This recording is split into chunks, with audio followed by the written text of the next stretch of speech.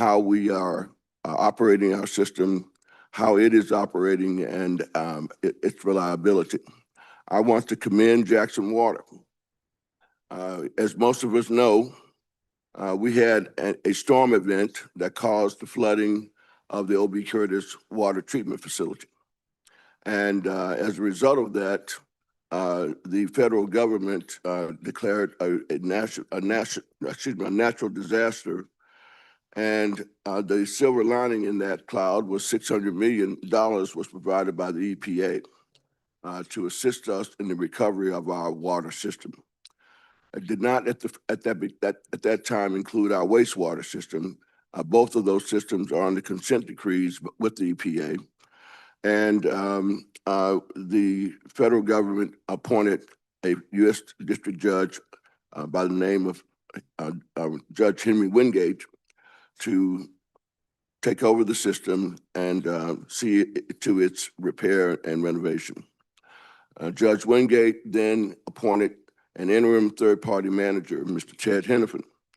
Mr. Ted Henifin then set up Jackson Water, which is the operator of our wastewater system.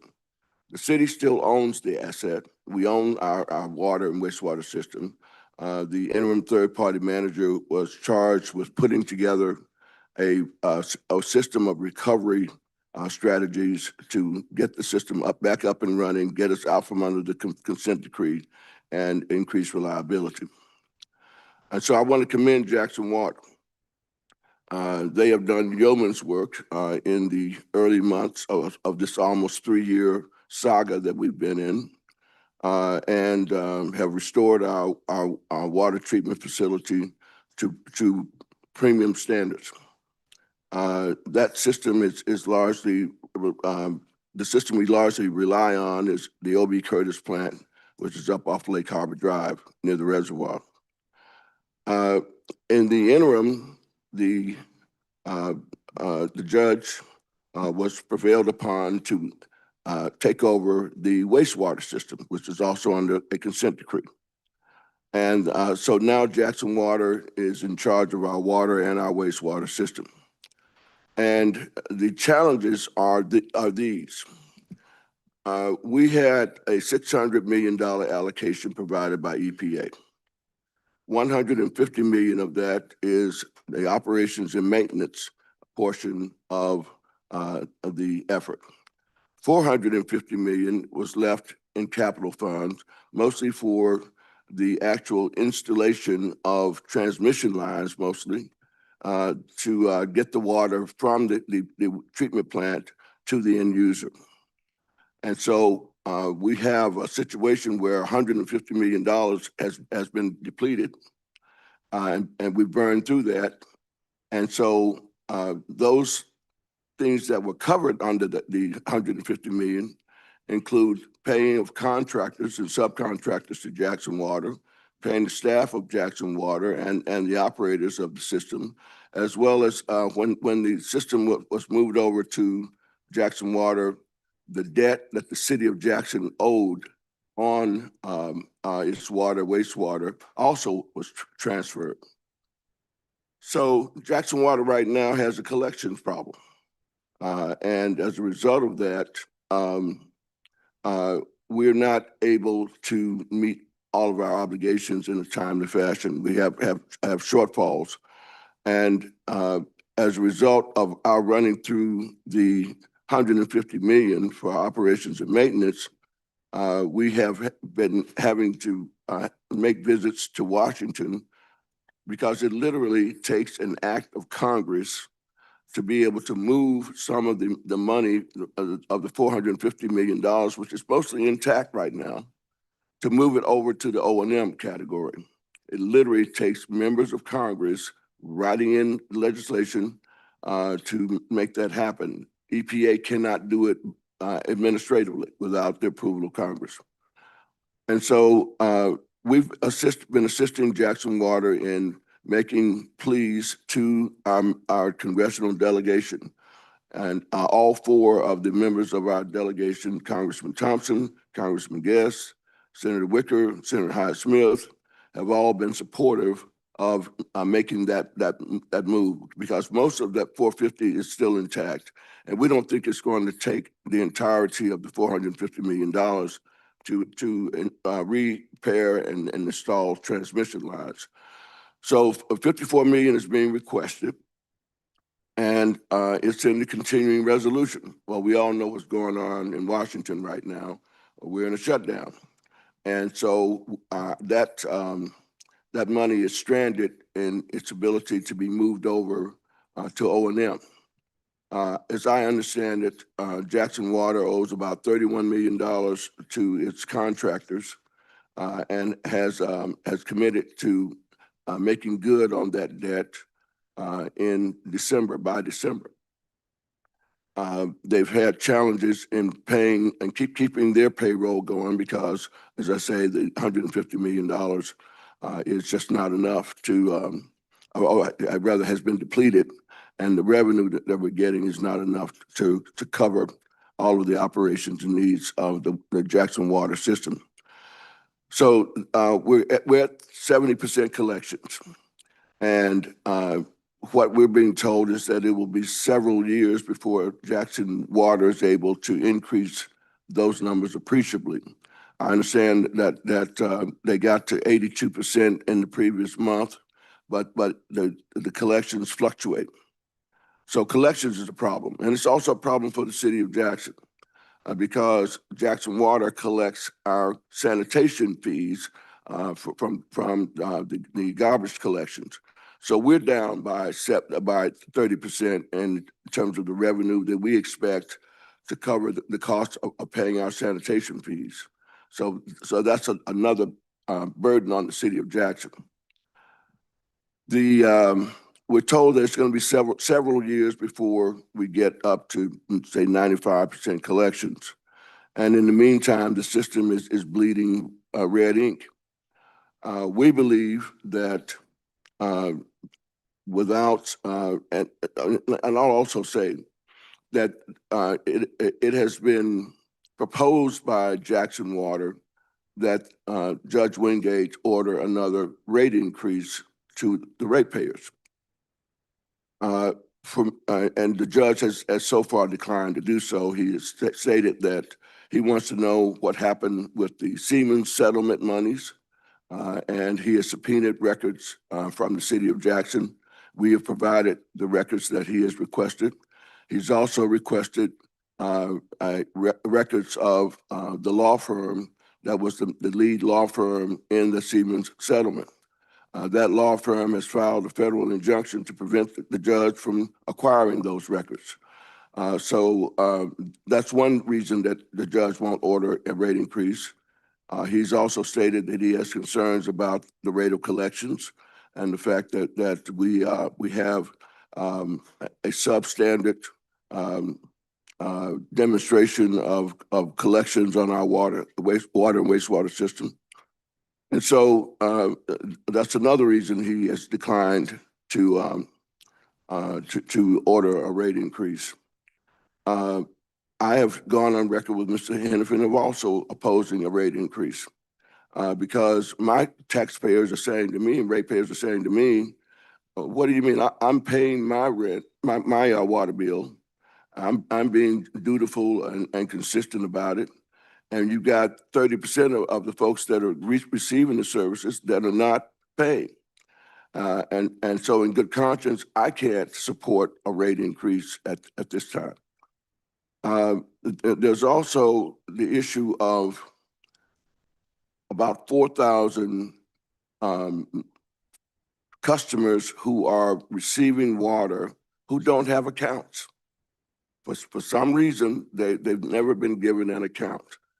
And so what we've been hearing the last couple of days is that a number of those ratepayers who don't have accounts, but who have been receiving water, some have put money in escrow because they've been attempting to get an account, and Jackson Water has been unable to write an account for them. But what's happening of late is that those folks who are stranded are having their water turned off. And it's creating a lot of angst and a lot of concern within different parts of the community. And so we're at a situation where I believe that once they are cut off, then accounts are written for them. And from my perspective, where I sit, I think that there ought to be a better way that we could handle that sort of thing. But there are about 4,000 folks out there as of 2 weeks ago who were not, who didn't have bills, who weren't getting water bills, but who were getting water. And I believe Jackson Water is making every effort to correct that going forward, but it's a slow process. We also have the issue that because of collections, Jackson Water has been unable or has stated its inability to meet the December debt payment, which is $5.1 million. And the guarantors, Assured Guaranty, which is the guarantor of that debt, and the debt is $148 million, by the way. But the guarantors back on the Series 23 debt that was issued was able to get the city of Jackson to put up its sales tax revenue as a backstop to some of the debt that they were guaranteeing. And because of that, this coming November 1st, the city of Jackson would start having the Department of Revenue would be diverting the sales tax that would normally go to the city of Jackson for its general fund operations, would start to divert that to pay that December 1 bond debt. To avoid that, I've been able to cobble together with my administration that $5.1 million, and the city of Jackson made the debt payment a couple of weeks ago to avoid any default on those bonds, because nobody wins when that happens. So the debt service that's supposed to be being paid by Jackson Water in this iteration is being paid by the city of Jackson because we don't want a default. So we think that the state's assistance is going to be required. And there are a couple of ways that could happen. We've got to come up with an additional revenue stream, at least temporarily, over the next few years until we get the water wastewater system back to solvency. One of those ways is a direct allocation from the state, payment in lieu of taxes that would come out of the state general fund. That's one way we could do it. Another way possibly is an increase in the 1 cent sales tax that the city of Jackson imposed upon itself. Back then, 82% of the citizens agreed to impose that 1 cent sales tax. Some of our businesses say that, well, we're already competing against a lot of heavier competition. That additional sales tax for my business is going to be a killer for me. So we don't know that that's a possible, a reasonable solution. The other possibility is to perhaps look at an increase to the diversion of CCID. We all know that the Capital Complex Improvement District started out with a 3-year graduated imposition of this diversion. Started out at 2%, then it went to 4%, and then it capped at 6%. And that 6% is managed by the Capital Complex Improvement District Advisory Board. It generates somewhere between $10 and $12 million a year. And so if we were to put an additional diversion of, say, 2 or 3 cents more, from 6% to 8%, or from 6% to 9%, that would be a payment in lieu of taxes solution that the state could help by diverting that money that normally would go to the state general fund into the CCID Advisory Board fund. As we all know, the state of Mississippi is a large property owner in downtown Jackson, all over Jackson for that matter. And so we don't collect any tax revenue off of that. We have a lot of churches in this community, and we have a lot of educational facilities that are not taxed. So the city is scrapped with an inability to generate a whole lot more tax revenue. So a diversion or payment in lieu of taxes through a diversion of some additional sales tax might be a solution. The question has been asked, does the city of Jackson want its water system back? The answer to that question is yes. We'd like to have control of our water system. We do not, however, anticipate the Public Works Department, even though we've got a really good Public Works Director that we just hired, and he's doing yeoman's work. But we don't anticipate that our Public Works Department would hire, would do the work of the management and maintenance of our wastewater system. We would advocate setting up an independent advisory board that would be appointed by the mayor, maybe with some involvement by the state, because we have customers in other counties and other municipalities that utilize our water. Nissan does. Our wastewater is provided. The wastewater for Ridgeland is provided by the wastewater system for the city of Jackson, and we provide water in the city of Byron, and customers that are out in the county between Jackson and the city of Byron. But we would insist politely that the interests of the city of Jackson be preserved by having a majority of those votes on an advisory board. We believe that it's only right that be the case, but we're not averse to having other folks who have a stake in our wastewater system from having a voice in its governance. We also think that we would then, that advisory board would then hire a third party, as is the case with most water systems in this country. Very few cities maintain and operate their own wastewater system, but a number, in fact, the vast majority have third-party managers that do that. So if in a scenario where we would get the system back, we would say, let's set up an independent advisory board or operational board or authority that would be able to enter into the issuance of debt. And that might be another solution that we might be able to borrow money in lieu of the state coming in for an infusion, that we would issue debt against the system. But I still think that the collections and the viability of the system being able to be maintained without some sort of an infusion from the state is going to be very difficult. I will also say on the short-term debt situation, as I say, we made the $5.1 million payment, and there's another payment coming due in March, there's another one coming due in June, and so forth. Every quarter, we got these debt service payments, and Jackson Water says unable to be able to cover that debt. The federal money that we're trying to get transferred does not cover that debt. And so we're looking at some short-term solutions of restructuring the existing debt on the $148 billion. That's a short-term solution.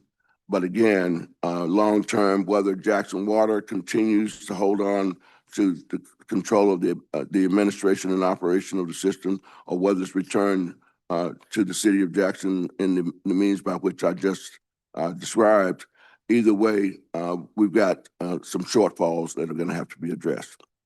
Thank you, Madam Chair. Thank you, Mayor. I have a few questions, and then I'll open up questions to other members. Talking about the future governance of the water system for the city of Jackson, you mentioned possibly creating an independent board or an authority. I just want to talk a little bit about what that might look like. So we know that there were Senate bills in previous years that would have created a water authority, would have established a board with appointments from the city, the state, major stakeholders such as hospitals. Both of those bills that came previously though had caveats in them that would have required all of the existing debt on the system to be paid off before such an authority could be created. That was under the assumption that that debt could be paid off with the money that came from the federal government. We learned that that could not happen, and so those bills sort of died by the wayside once they got to the House. Also, last session in the House, we passed a bill that gives Jackson Water the authority to convert itself into a water authority, which would require the setup of a board, all those sorts of things. And then they would have bonding authority. They would also have the ability to hire permanently a third-party manager to run the system. So a lot of the things that you just talked about, it's my understanding that Judge Wingate's hang up with that, and I've not spoken to him personally about this, so this is coming secondhand, was maybe that Ted Henifin presented that to him and said, here's what I want the board to look like. And there was no outside suggestions that were allowed with respect to what that board would look like. Having said those two things and talked about those pieces of legislation, what do you envision a board or authority looking like that we haven't already proposed or passed? Well, I would say that in the first place, the majority of those members would be appointed by the chief elected official for the city of Jackson. In this case, John Horn, that they would be confirmed by the Jackson City Council, as is generally the process for most boards, councils, and commissions that are operated within the city. Again, I will say that we are not averse, so long as a city holds a majority of positions on the board, we're not averse to having input from some of the other systems or jurisdictions that have a stake in this. Nissan, the city of Jackson provides water to Nissan. The city of Jackson provides wastewater services to Ridgeland. The city of Jackson provides water services to an unincorporated area between Jackson and Byram, and for services in the city of Byram. So having representation from some of those parties would not be out of the question. But again, I think the city ought to have controlling interest because it's in the city's best interest to have the majority of votes on that board. There's been some discussion about whether that board would be set up, and they'd have terms where they would have replacements made again by the same manner that they'd be set up. There's also some thought about making the board a self-perpetuating board, that once you get it set up and you would want individuals on that board who bring something to the table in terms of operations and management of systems, having some experience with infrastructure, of having some interest or experience with business and how it runs, some accounting background, things along those lines. But that there's some discussion about making it self-perpetuating. So, and I just want to make sure that we're clear and that everybody in the room is clear. We had, 100, 200-page bill. And what you're telling me right now is that everything in that was generally good if we can come to an agreement on what the board makeup looks like. Well, so I understood that the bill that was before the legislature 2 or 3 years ago, sponsored by Senator David Parker, that's the bill I'm referring to. Yes. That bill was going to be vetoed by the governor because there were some questions that if the state had the majority of the appointments on that board, which it did, that the state would have to show this asset on its books.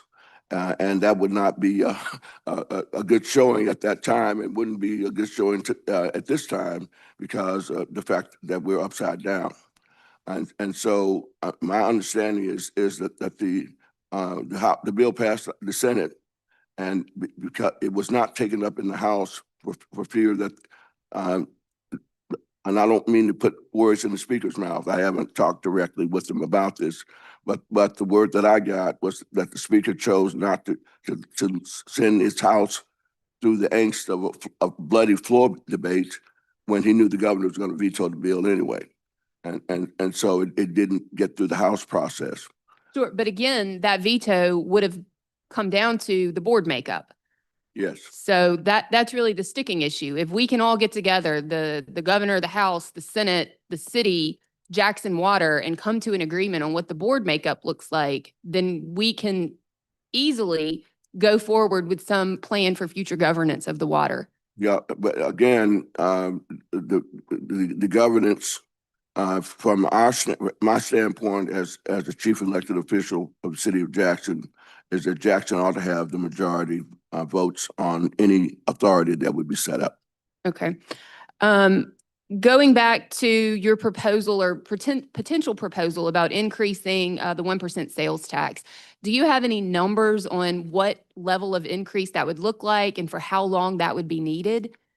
Well, the 1% sales tax generates somewhere in the neighborhood of $14 to $15 million a year. So you're just talking about doubling that amount if we were to impose it and the citizens of Jackson would vote for it. It would require a 60% majority vote. So you're talking about, say, roughly $14 million of additional revenue a year. At those numbers, I would think that we could probably get to stability within 10 years. So that increase could roll off at the end of 10 years. And I think that would give us the revenue stream we would need to get to stability.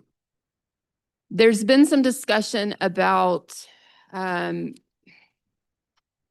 the news at least, past due water bills that the city owes to Jackson Water. Specifically, what's been in the news lately is about $6.4 million that the city owes for a massive water leak at a monkey exhibit at the zoo.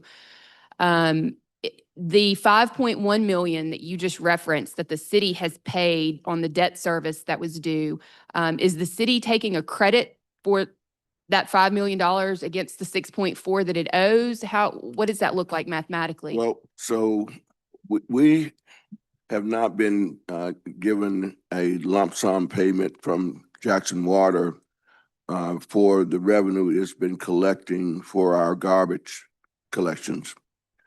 And it was represented to us back in August by Mr. Hennepin that he was using that revenue to meet the debt payments from that was due in September.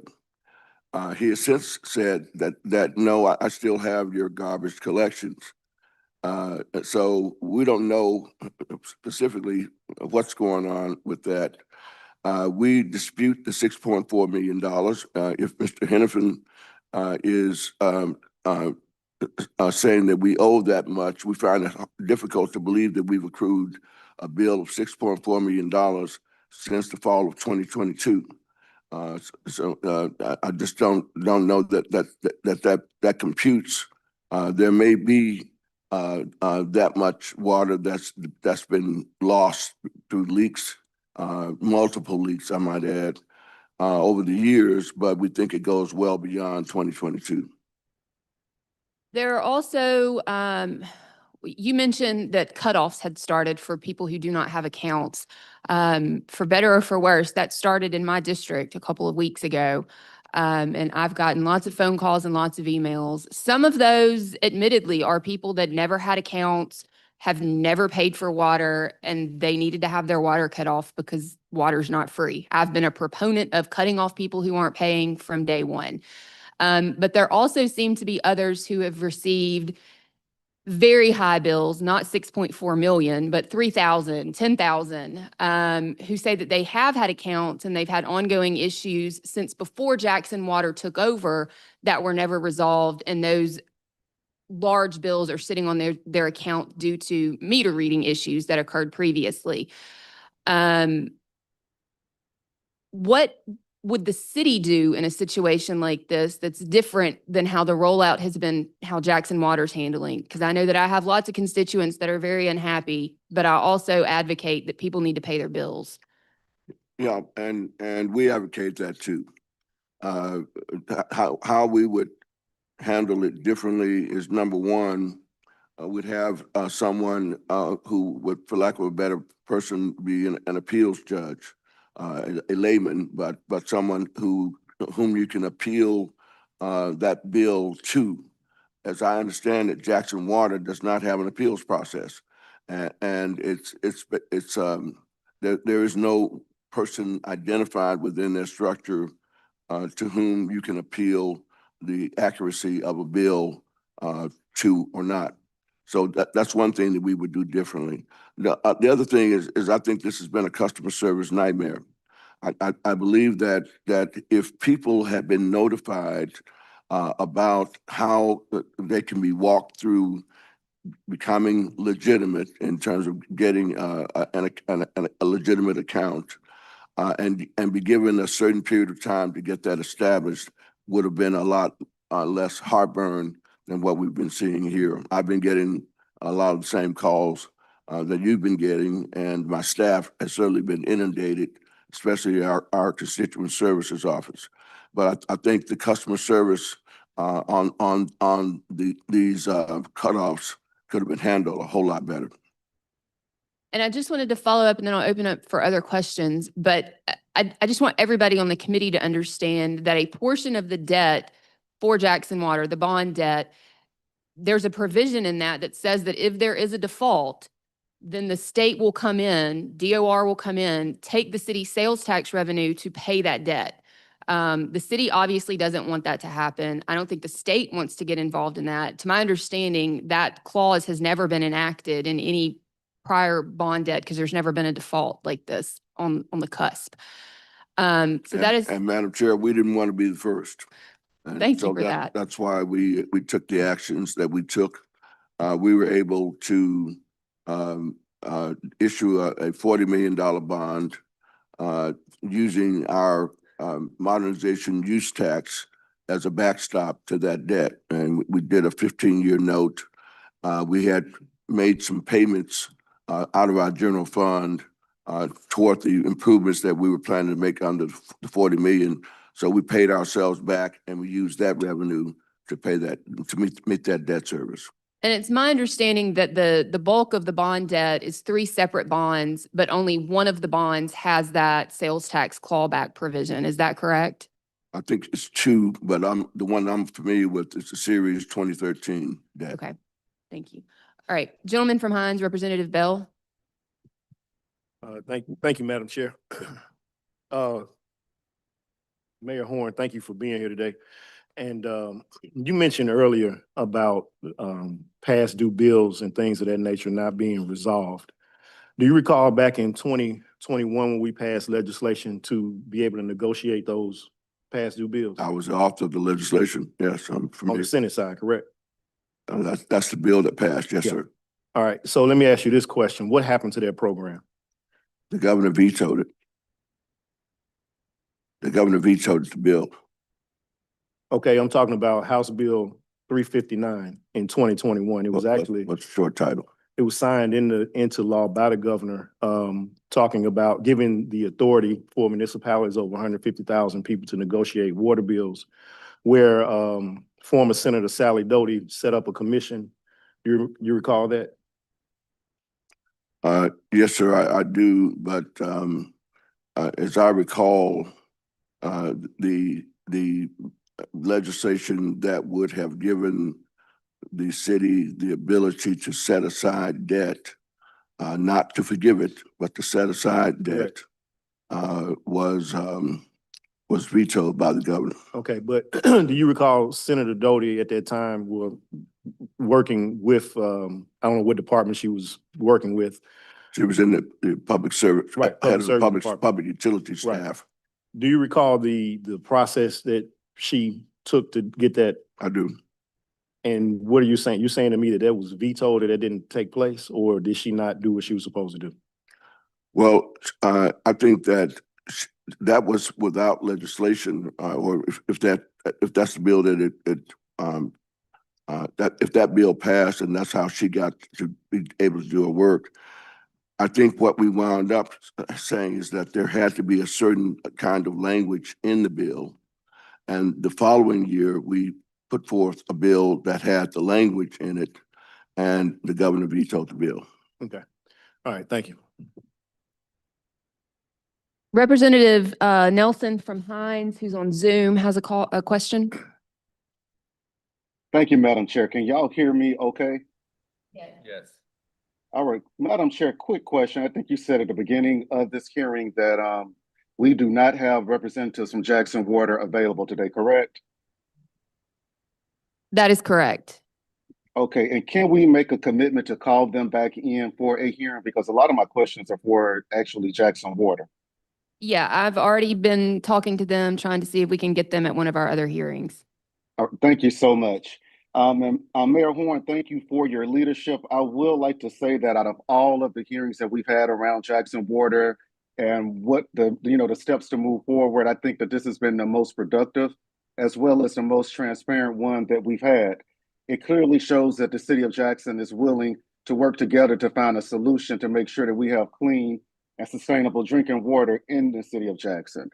Now, as y'all know, there was a resolution that was passed, I think by a 6-1 vote by the city council, saying that the city does want to regain control of the water system once the conservatorship is over. My question to you is, have y'all been working on a plan to present to us to let us know that if that were to happen, that, it's going to be beneficial to the citizens of Jackson? Is that a question to me, Representative Nelson? Yes, sir. Yes, sir. To answer your question, yes, we have. But our perspective is that we've got to satisfy Judge Wingate first because he controls the system, and we've been working on consideration of things like P3s, public-private partnerships, looking at how we're going to how we would set up an authority. What that authority's charge would be, what its powers would be, and how it could succeed itself. It could succeed itself, or how board replacements would be made. We've also been looking at the two issues that we've got are governance and sustainability, and so looking at the sustainability issue is what we've been spending the most amount of our time on. Because we know that right now the system cannot sustain itself on the revenue that it is collecting. It's felt that right now a rate increase may not work, but we also are in the realization that maybe we need to do a little bit of all of the above. Look at 1 cent sales tax increase, perhaps. A diversion from the state general fund, like what's going on with CCID, or a rate increase of some amount. Thank you, Mayor Horn. Another thing I want to call attention to is this water leak at the zoo, a $6.4 million bill. Now, I want to ask that Jackson Water and the city of Jackson really push this for further investigation, because I cannot believe that there's a $6.4 million outstanding bill for the zoo. The reason I say that is because I have 10 constituents that have reached out to me in the past 24 hours with $37,000, $70,000 water bills, and they've all been told that it's due to a leak. Every last one of these have had plumbers to come and verify that it's not a leak. They have requested that Jackson Water come and check their meters for a malfunction. Well, I've spoken with Mr. Hennepin, and he's advised me that out of all the meters, 60,000 meters, that they all are calibrated correctly and that there is no malfunction. Whereas in the city of Byram, I have a resident that did everything she could to prove she had no leak. She had a $32,000 bill. And after she proved through many hurdles that she did not have a leak, Mr. Hennepin's response was simply, we're going to come out and we're going to replace your meter. And so we really need to make sure that these meters are reading accurately, because when we talk about people being disconnected, if you have a $10,000 water bill right now, you cannot walk into the office and talk to somebody. You cannot even call Jackson Water, because when you call them, you have an AI system that's answering the phone over there that do not call you back. So people's water is getting turned off because they cannot even get on a payment plan. With the 4,000 ratepayers that have no account right now, Judge Wingate addressed this in his last ruling. He mandated that Jackson Water would would make it easy and accessible for people to report that they did not have an account. And he mandated that Jackson Water works with these people to get accounts established, which I don't see any evidence of that. I searched the website and I found one little link on there that you click on and it's supposed to make it happen, but it's not working. So once again, I have a lot of questions, but these are mainly geared towards Jackson Water, which did not show up today. If we cannot get them here for a hearing, I will be at the federal court house to speak with Judge Wingate, because this has to stop. We have people whose water is getting turned off every single day through no fault of their own, but a faulty billing system that they're not even able to call and talk about. So Mayor Horn, thank you for coming. And Madam Chair, I yield. Madam Chair, if I could respond to a couple of things. Number one, let me say that we have through a bid process. We declared an emergency, but I think we took bids on plumbers to come out to locate those leaks at the zoo. And we have located the leaks. We have dealt with the largest leaks. There were about 4 really large leaks, and then there are a number of smaller leaks. So we're making sure that we don't have this problem going forward. When we drained the monkey moat, within a matter of hours, it filled back up, which let us know that we had some other issues going on. So, but those are the largest ones have been corrected, and the smaller leaks are being located and are being corrected. I want to remind folks that when we first had the interim third-party manager installed, we were losing 40 million gallons of water a day going into the ground. Today, it's much improved. We're only losing 20 million gallons of water a day. And we're saying to Jackson Water, well, why can't you fix this? Why can't you find where that leakage is? And they're saying that, you know, it's a slow, tedious process. And so I'm just saying that to say that we really ought to have an appeals process if people feel that they have an atrocious and unfair bill that may not even be accurate. There ought to be an appeals process, and we don't have that. And I think going forward is something that Jackson Water or whoever controls the system ought to have in place. And as for customer service, I hear complaints all the time from people about not being able to get through to somebody with Jackson Water. I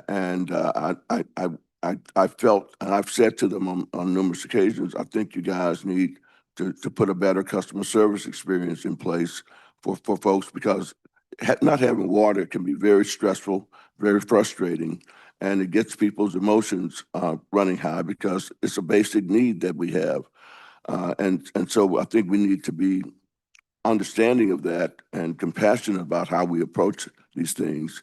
But we also have to be firm in terms of if folks are deliberately not paying a bill, then we've got to change that behavior. There's a middle ground that has to be found there. Gentleman from Rankin. Thank you, Madam Chairman. Thank you, Mayor, for being here. I appreciate you coming in and your candor with the way you answer. Is there anything that we can do as a state to help? And I realize there's problems with billing, but I also know that a lot of these bills just aren't being paid. Is there anything that you can think of as us with the state that we can do to help you collect some of those bills? Is there any kind of law that needs to be changed or anything that we need to do? Well, yeah, I mean, there's, if the state were to change the law to maybe, I think we can put a lien, the city can put a lien on property when, if we do a cleanup or do some improvement on someone's property, we can put a lien on someone's property taxes. But that only has an impact when you're involved in the sale of that property. I don't know that there's any other solution in place right now, but we will explore that. Maybe, you know, that on old fines and stuff, there's a way for the cities to attach, income tax returns. Of course, that's going away soon, but anyway, that would be at least a solution for the moment. The other question is that I wanted to ask you is, being an economic background, if we know, you said your businesses and stuff had some questions about raising that sales tax another percent. Have y'all looked at how much that would drive sales away from Jackson by raising it by percent? We haven't done any empirical studies on it, but I do recall that when in 2011, when we passed the 1 cent sales tax, I had a number of businesses to call me, some that had multiple operations, maybe in Corinth or Tupelo or elsewhere, and that they directed their sales, directed their customers to pick out what they wanted here in Jackson, but buy it from somewhere else in another town. And so we lost revenue as a result of that, but we don't have empirical data on it. Okay. Well, again, thank you for being here. Mayor, I just wanted to follow up on the question that Representative Newman had concerning legislation dealing with collections. I do think that something that we need to look at legislatively is how to deal with a lot of these apartment complexes that are collecting rent from their tenants that include water and then simply not remitting that payment for those utilities. And I think that you've touched on that maybe in a previous hearing and in some news articles as well. But we have some apartment complexes that owe $500,000 in past due water. Or more. Yeah. So I do think that legislatively, that's something that we need to look at. It may not address individual accounts, but I think it addresses a large portion of money. Madam Chair, we think that there ought to be some criminal action taken because if a tenant in good faith is paying you rent, and included in the rent is the responsibility for paying the water bill, and you don't pay the water bill, I think that there ought to be some criminal action taken against you. I agree with you. Representative Bell, gentleman from Hines, had an additional question. Thank you. I'm sorry. One more final question. Before Siemens came in with respect to changing all our meters over and things of that nature, did we have issues, did the city of Jackson have issues with respect to its water systems? Yes, we're under consent decree with the federal government. In collecting? Our collections, at one time, Jackson's water wastewater system was a going enterprise. It is an enterprise fund, and it had a surplus, it had a reserve fund. That was years ago. As the system has gotten older, needed more maintenance, that reserve fund was eaten down while it was in the possession of the city. And at a certain point, the city's general fund had to start subsidizing the wastewater system. So this problem didn't arise with Jackson Water, but my understanding is that the percentage of collections were higher under the city of Jackson's control than they've been under Jackson Water. Thank you. Gentleman from Hines, Representative Crudup. Thank you, Madam Chair. Thank you, Mr. Mayor, for being here again.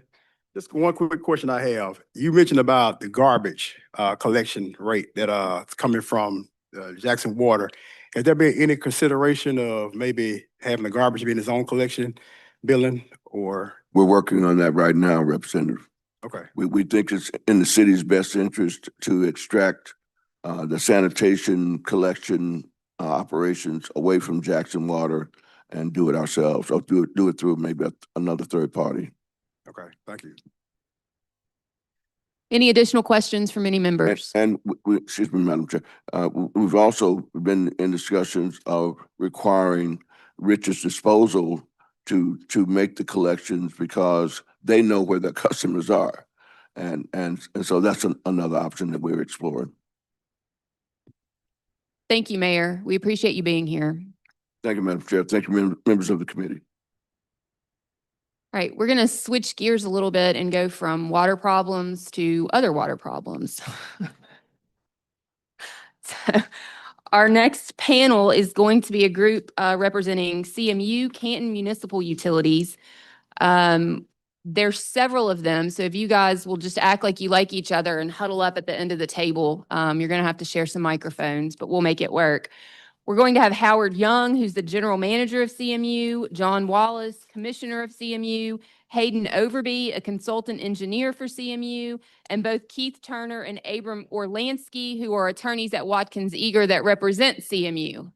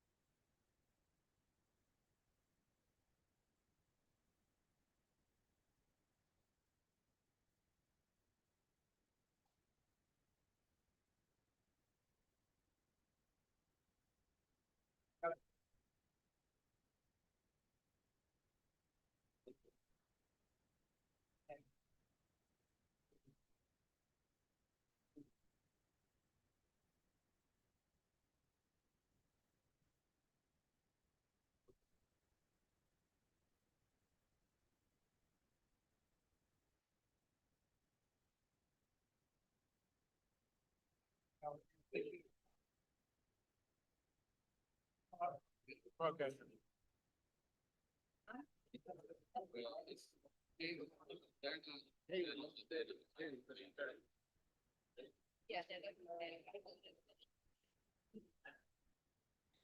I'm about to. If this isn't my roadie, about to sit back and get that gone to me.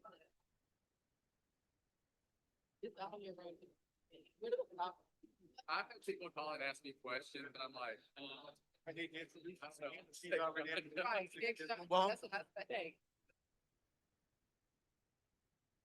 All right, in an effort to stay on track and get out of here before the next hearing starts at 2 o'clock with a different committee, we're going to go ahead and get started.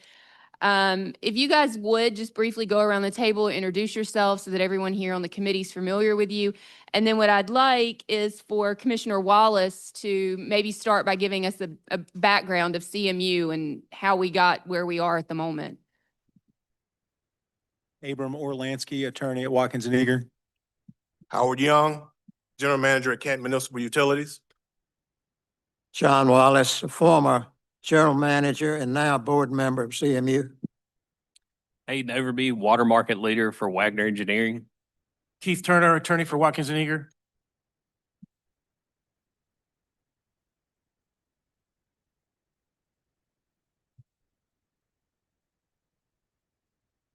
Mr. Wallace, can you give us some background on CMU? A lot of us on the committee are very familiar with Jackson Water and all the issues it's had, but maybe not so much with CMU. I sure will. In fact, I was thinking last night how many of the committee members were really familiar with CMU, unless you're from Madison County. But I'm not going to dwell on details. We'll let the engineers and attorneys do that. I'm going to start with the beginning of CMU was 1896, where the commissioners issued $35,000 in bonds to build a generating station, a water well, and a 200,000 gallon standpipe. And by the way, that standpipe is still there and it's in use, and it's the second oldest in the United States.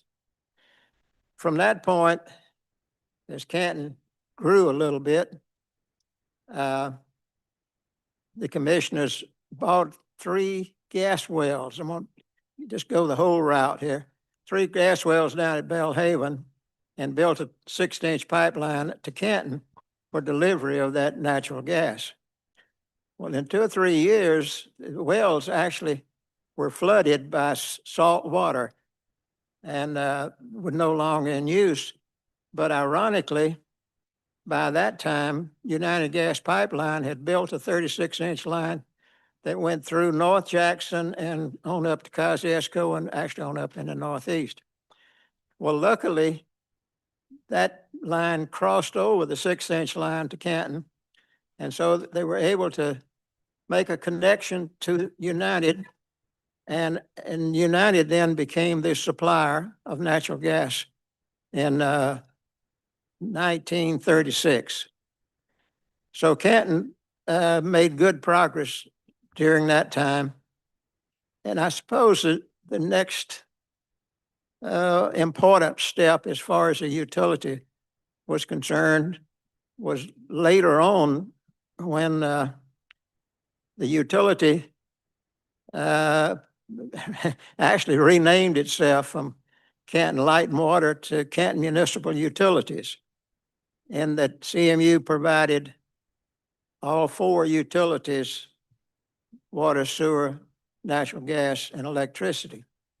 And by the way, there's only 2 of us outside of the TVA area that owns municipalities that owns all 4 of its utilities.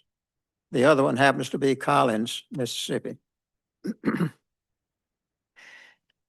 Let's just skip forward to Nissan.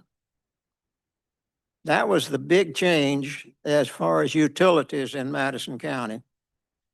That, and about the same time, ironically, the sewer treatment facilities in South Madison County had become overloaded, and the DEQ put on a moratorium on any future construction until something was done about sewer processing in Madison County. Well, the supervisors got involved and asked the legislature to allow it to create the Madison County Wastewater Authority. And there were 7 members of that from all of the entities that provided sewer service, including Flora and Ridgeland, Madison, and so on. Canton also was a member of that organization. At the same time, Nissan required about 5 million gallons a day, or they said they did, of sewer service. And we had a 65-acre lagoon actually right north of the site that we were planning to use that as the site for Nissan. But when we asked the DEQ for permission to discharge into the same creek that Canton had been discharging in for many years, it was not sufficient to handle that much discharge from a sewer lagoon. So we were going to have to move then the treatment plant to some other location or to build a pipeline all the way to the Big Black River. And we actually got the route and went forward a little bit on building that pipeline to carry the sewage discharge all the way to the river in order to get a permit from DEQ. Well, we have a 200-something acre lagoon that we intentionally made that route by the lagoon, and we were going to close the lagoon and put the sewer in that pipeline until we got smart enough to realize you can't do that. And then we decided, well, let's put the treatment plant on Big Black, and then anybody along the route, which is 15 miles from Nissan out to the site we chose on the Big Black River, that anybody then could get into that line and the sewer be treated at the new treatment plant at Beatties Bluff. Well, Nissan had 3 suppliers down at Gluckstadt that needed sewer. So a line was built from Gluckstadt actually to tie into the line. It went from the Nissan pumping station out to the Big Black River and provided then sewer, a means, if you will, of sewer service for South Central, I'll call it, Madison County, including Gluckstadt, Madison, and even Ridgeland and the reservoir. So it just happened that the wastewater authority and Nissan came along at the same time, or the wastewater authority would have had to go out and issue a considerable amount of bonds in order to provide that service, and the cost would have been substantial. Well, in any industrial project, the state actually put up money from behalf of Nissan, and the money to build that pipeline out there and to build the treatment plant, about, I think the treatment plant itself was $16 million. The sewer pumping station, the pipeline was about the same thing. So we were a little over $30 million in order to provide facilities to have sewer service that was able to get into the Big Black River. At CMU's use was a little subdivision, 3,500 acre development out about halfway between Canton and Flora, Lake Caroline. Well, thank goodness we had lagoons there, but they were overloaded when we first started. But we were able to get into this pipeline and be able to serve, and still serving all the development at Lake Caroline, plus all the development in the Bear Creek water system area, Madison, and the Pearl River Reservoir. And so it's serving the whole county, other than the northeast and a part of Canton. So why is that important? Is that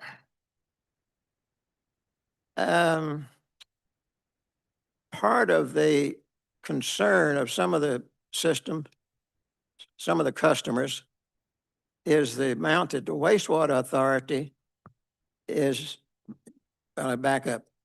We eventually, just this past year, I guess, where CMU owned the facilities from the beginning, put them in and so forth, but decided that it would be better for the wastewater authority to own the facilities the same as if it had built them from the beginning.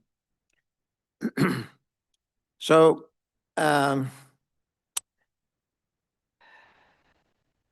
CMU role as a member of the wastewater authority was no different than everybody else, except it contracted long years ago to provide the sewer for the wastewater authority, where it would treat it, charge the wastewater authority turn around and charge all the customers.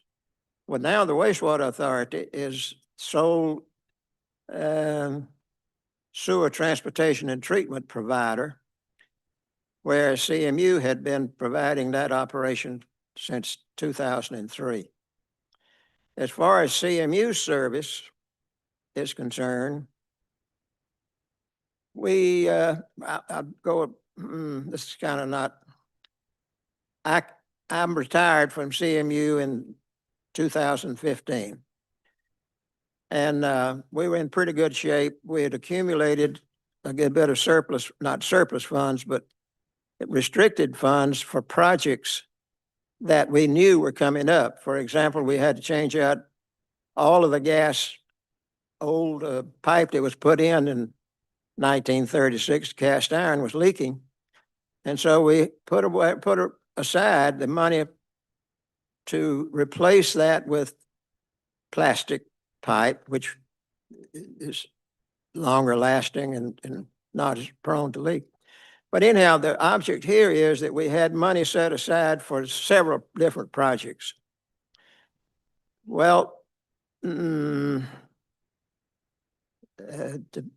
make sure you understand, for the next 5 or 6 years, there was a lot of turmoil, may not be the right term, but where we had several managers and several different board members. And what we've concluded was that the rates for water and sewer that was established in 2012 was not increased to keep up with the expenses because of the set-aside money was being used in lieu of raising the rates until about 3 months ago. Well, for that 15 years, so to speak, the individuals who had sewer service going to Beatty's Bluff, as well as water service from the city of Canton, were grossly underbilled. And everybody was happy with that, no complaints. However, that turmoil ended when Howard Young was appointed as a general manager about 4 or 5 years ago. And things stabilized then, but what Howard discovered was that all the surplus money had been used up and that rates were still same as they were in 2012, and started the process of increasing the rates. And for whatever reason, it took about 4 years before the approval of the rates for water and sewer. So the issue now is, why are we having to increase the rate, the amount that it is now, the new rate? Well, we'll let the engineer explain that a little bit later, but with the new rates, we're just breaking even as far as covering the expenses, believe it or not. So that's where we are now, is that we've had actually used up any surplus funds that we've had. The rates were still the same as they were in 2012. We actually were going into debt, if you will. And so we had no recourse but to raise the rates as soon as we could get it done in order to provide income to sustain the expenses that CMU has with the water and sewer. So that's where we are now. And I understand that the rates are higher than people are accustomed to. But perhaps if we had, over that 15 years, had increased the rates as the expenses increased, we would probably be up to the same point that we are now, because that's what the expenses are. But didn't do that. So right now, what we're trying to do is at least break even on water and sewer in order to stay in business. And later on, maybe to make up for using up our reserves. So that's unless you have some questions, kind of how we got to where we are now. Thank you, Mr. Wallace. I think we are going to have lots of questions, but probably Hayden is going to be able to answer the bulk of the questions that I've got. Yeah. If I can get this image pulled up on the screen, I think it would be beneficial to walk through, these are bills that I received from a friend who lives in Lake Caroline. I don't represent Lake Caroline, it's nowhere close to my district, but I'm just trying to help everyone understand this. So this is a screenshot. Hopefully you can all read it, but I'm going to walk through it with you.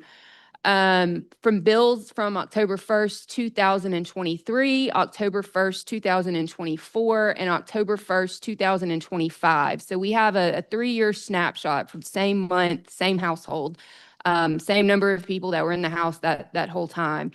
I've marked out addresses and names and account numbers and whatnot.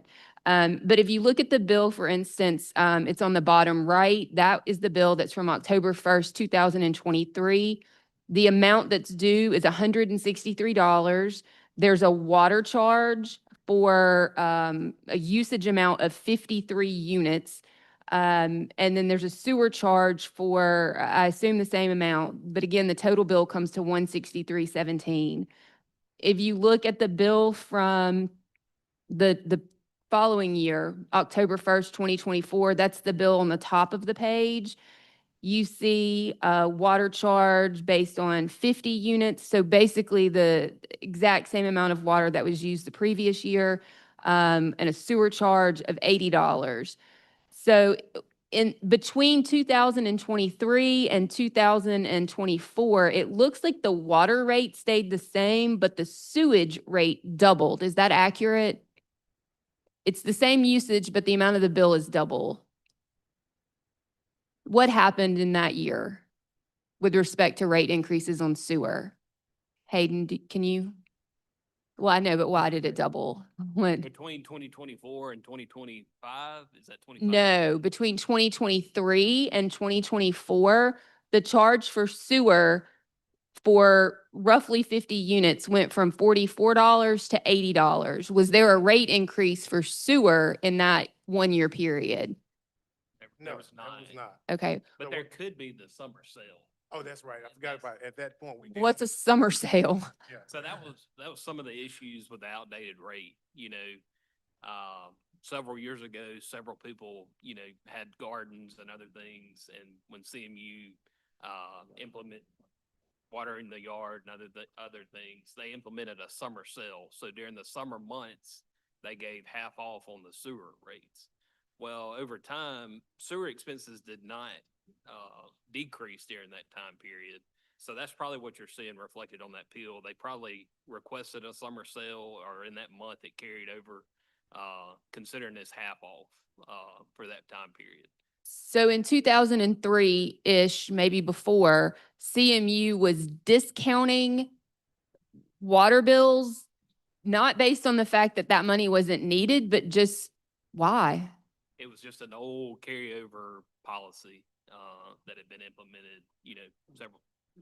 So the customer made And- a request for decreasing their cost of sewer because the water that they were using was not going into the sewer, but was used for irrigation or that sort of thing. So CMU instituted that, 4-month period, I think, summer period, where it actually reduced the sewer rate. The water stayed the same. The sewer rate was decreased because of the use of this water, use of that water for, the water charge was still being put on, but assuming that it was not going into the sewer rate was decreased. So instead of having customers have two separate accounts for their house and for their irrigation, somebody was just guesstimating how much of that water was used for irrigation during those months and then giving the customers a decrease if they requested it, or just by default? I forget how that was determined several years ago. It was a half off. It was just half off on the rate. So you're still charged for the consumption. The rate was half off. But what if all of that water was being used in the house and they didn't even have an irrigation system? And that's why the policy. Okay, all right. And Let's, I would just like to point out, that amount of consumption is extremely high. That's 39,000 gallons. So an average customer uses about 4,000 to 5,000 gallons, just for some context. The Okay. EPA suggests it's about 80 gallons per day per individual living in the home. So let's go now to the 2025 bill. That's the bill that's on the bottom left of the screen. If you'll look at that, this one is for 36 usage, whatever that means. So it's the same time frame, but it's gone down from 50 to 36. The amount for the water bill, though, has increased to $143.60, just looking at the water. The previous year, for 50 units, it was $112.24. Between 2024 and October 1st of 2025, was there a rate increase just as to water that would explain that difference? yes, that would be after the new rates had went into effect and were approved through the PSC. Okay, so that's a direct result of that. If you look down at the next line item, you will see there's now a charge that was not on either of the previous bills for the prior 2 years for $128.52. that's labeled Madison County Wastewater Authority Sewer Treatment. Can you tell me what that charge is and why it was never on any of the previous bills? Yes, similar to the summer cell, half of CMU's wastewater flows to the Madison County Wastewater Authority. And similar to utilities across the state, it was recommended in the study that fee be passed through to the customer for transparency, because it is an actual cost that CMU has for sending wastewater to the Madison County Wastewater Authority. So that's what that fee represents. And prior to 2025, I'm assuming CMU still had that expense. Was CMU just eating that? How was that handled? And we've talked to it a little bit about with Mr. John and all. You know, you got to think about when Macwell was first established, you know, it was essentially CMU and the expenses weren't as great because everything was new. So initially that fee was absorbed, but over time, as assets have depreciated, as operations have increased, that fee has gotten to a point where it can no longer be absorbed. So You mentioned operations increasing, and this has been a question that I've gotten from several Lake Caroline residents, even though it's well outside of my district. Is that due to Amazon or in anticipation of Amazon? it has no effect by Amazon.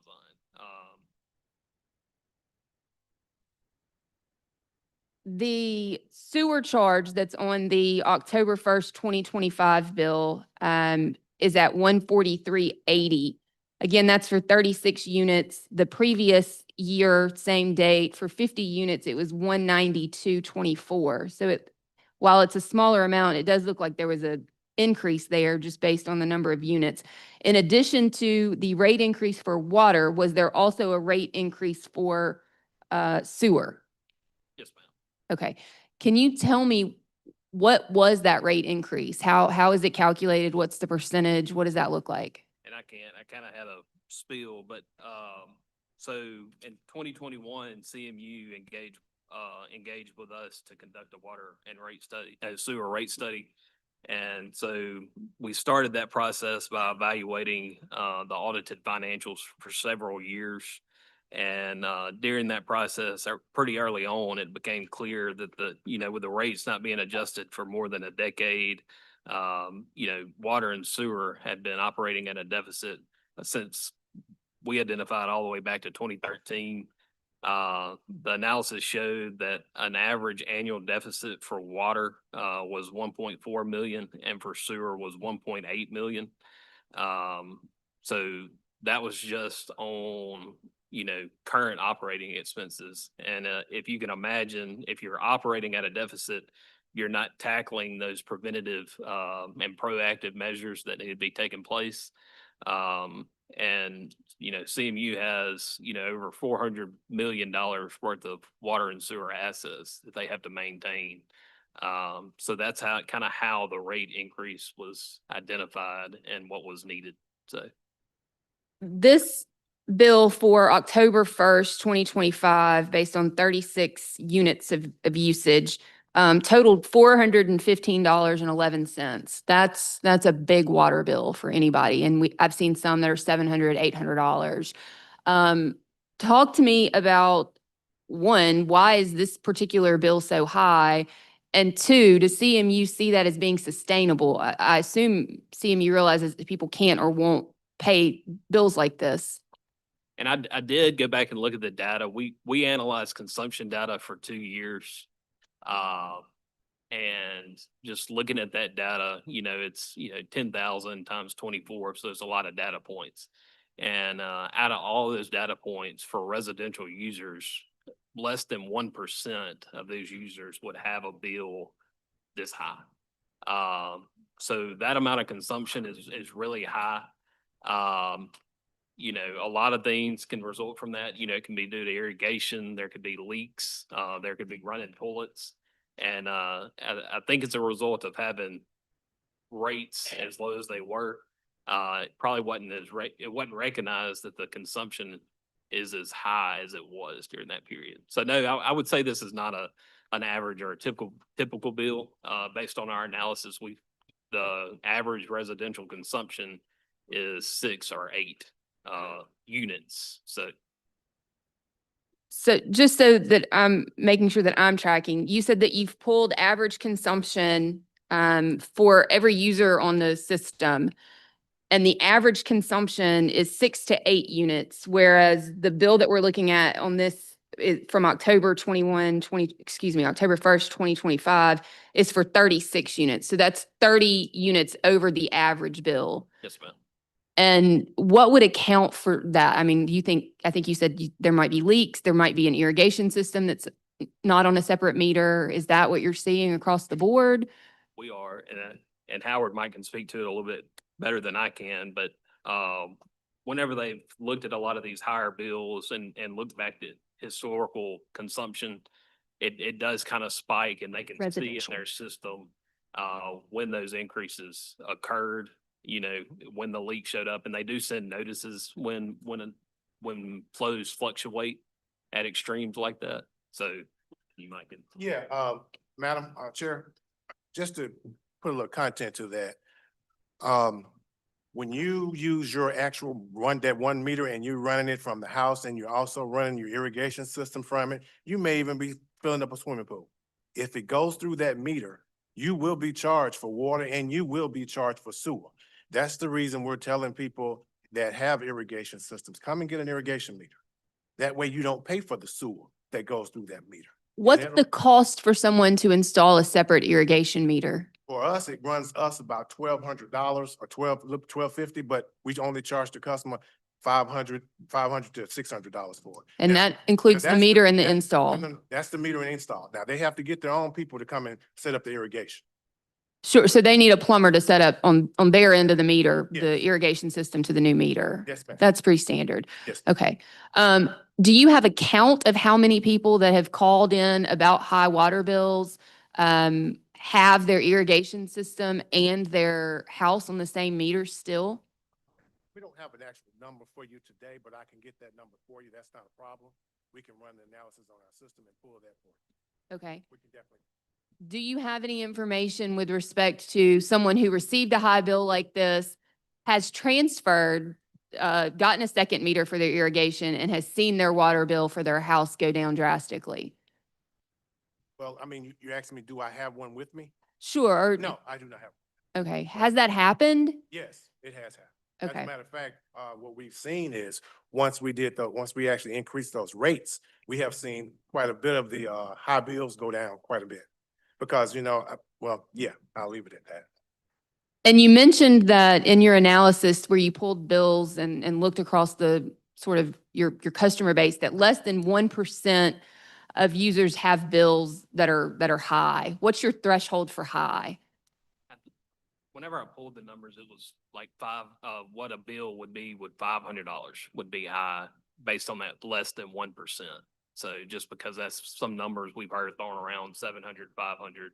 But like I said, the average was at 6 to 8. So What is the amount of the average bill? I know you said 6 to 8 units, but what does that translate to in dollars?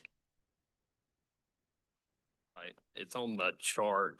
Do you have things that need to be pulled up? I can quote it right here. Okay. Or yeah, you can go ahead and pull it up. It shows the average because there are different averages depending on, there's a water average, there's a sewer average, and that's just kind of a comparison to put it in context. Is this the correct chart? That's correct. So this shows the sewer, and you can see the old rates at the top and just how low they were. So that kind of puts it into some context of where we were prior to the rate increase. And then the next two orange bars there show what the average user would expect to pay for wastewater if they're not going to MACWA. And so for inside, it would be $26.10. And for outside, it would be $29.55. And then if you have the MACWA charge, if your flows go into the MACWA system, the average inside would be $47.52, and the average outside would be $50.97 for wastewater. How many customers are on the system right now? It's about 8,000 sewer customers and about 10,000 water customers. And how many of those customers have a bill that's between 6 to 8 units? That would be the average. I don't have the numbers right here in front of me. I think it's quoted in the report. I can get those numbers from you, but it'd be the majority. So at least 51% are using 6 to 8 units. And then you have other customers that are using more than that. You're saying that less than 1% of people are using enough to generate a bill that's $500 or more. Is that correct? That's right. Do you have the numbers on how many people are getting bills at $300, $200? Not off the top of my head, but we've got all that data and we can pull that for you. It's solely based on consumption and it's gonna fluctuate just based on, how people are using their water, so. The bills that are the 1% category, the highest of the bills for the most usage, do you have any data on where those bills are coming from as far as your customer base? Is that Lake Caroline? Is that also in Canton? Where are those users? It's all sporadic. Leaks can occur on the customer side of the line at any time. So you might have customers that spike that didn't have a high usage before, there are customers outside the city limits do typically use more water just because they have larger lots, more bedrooms, more bathrooms. But that's kind of the 6 to 8 range. So inside was the 6 unit average, and then outside is the 8. And that's just by nature of, lot size and house size. So. All right. I'm going to turn the floor over to Representative McMillan, gentleman from Madison. I think he has a list of other questions. Microphones. All right. Thank you, Madam Chair. Thank you guys for being here. And I do want to, Madam Chair, I want to thank you for including this today. I mean, I know this is obviously a lot of people here. Y'all didn't expect to probably talk about CMU or Madison County when we're really supposedly focused on Jackson. But, I think it's important, when we're talking about utilities, not only in the city of Jackson, Madison County, but across the state, this is an issue. I would say just about every community in the state and outside of the state. This is something that is important. It's something that if you look at the trends, nobody really thinks about the stuff under the ground that you can't see because it's not the sexy stuff. Sewer is not very sexy. Pipes under the ground are not very sexy, but when those things go bad, it's expensive and it costs a lot of money. So, I just appreciate you including us here and see if we can answer these questions, get to the bottom of some folks. So one thing I listened to Mayor Horn, one thing he said was customer service nightmare. Representative Yates, members of this committee who live in Jackson, who have dealt with water issues for years and years and years. I think a lot of times whenever you talk about this, it's maybe not as transparent. And I hate using the word transparency because it's almost like somebody has done something wrong, and I'm not accusing anybody sitting at this table doing anything wrong. But you gotta be clear with your customers, and you've got to be clear with what is rolling out and what is about to happen. So I understand that these rates, like you said, they haven't been increased in 13 years. And, obviously, you can't sustain a business. I've run businesses. You can't sustain a business with that model. It's a failure waiting to happen. So, saying that, going through the PSC process, how long did that take, like the PSC, whenever you guys, and I understand that you filed maybe a petition for rate increases years ago, and maybe y'all didn't have all the proper information at that time, and then to explain that process, you guys going to the PSC, how did that work? Yeah. So we conducted the rate study, and then there's a whole list of documents that you have to present to the public utility staff and, to get through that process. And there was a rate filing, I think, made in 22, 23. And just during that time, we were still working with the utility staff and CMU really just needed some legal counsel to navigate that because it is, I mean, you have hearings and other things. So it took us some time to, CMU to kind of secure counsel and then prepare just a list of documents that are required. They want to look at every line item by line item financials. And the issue that we ran into is a lot of it circulates around fiscal years. So you have to go back 9 months or give audited financials for the year prior. Well, that's kind of hard. That's a moving target because as you're working on documents, then those documents age out. So then you have to wait to wrap up a new set of financial documents. So there was a lot of that in that whole process that's been ongoing for the last, 3 to 4 years. So you're saying that that process took how long to? 3 to 4 years. 3 to 4 years. And once you got everything, all the proper information submitted to the PSC, how long does that process? And I know we're going to talk to PSC later in the meeting, but how long did you guys, Probably how a long did year. that process take?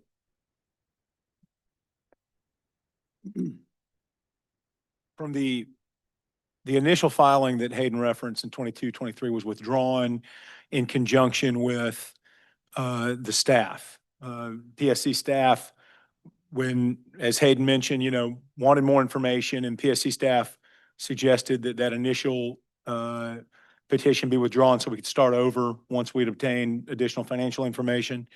So the new petition was filed in 2024 in June, and the rate was finalized in April of this year. The rate was finally approved by the PSC in April of this year, so almost a year. Okay.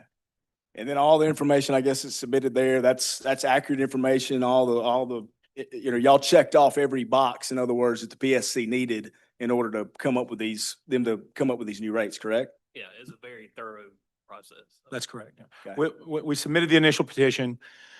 Public utility staff submitted, I have in front of me, on the sewer petition, 42 requests for additional information. On the water petition, 36. We responded to each and every one of those. We had a great working relationship with public utility staff, and everything that was requested was provided. As new information became available, we provided that to the staff, and ultimately it was passed on to the commission itself and approved via a hearing and a stipulation between CMU and public utility staff. All right, and I guess once all of that was completed, the PSC came down and they ruled, yes, you need a rate increase. That rate increase came down. You guys, I guess, I'm assuming, met as a board.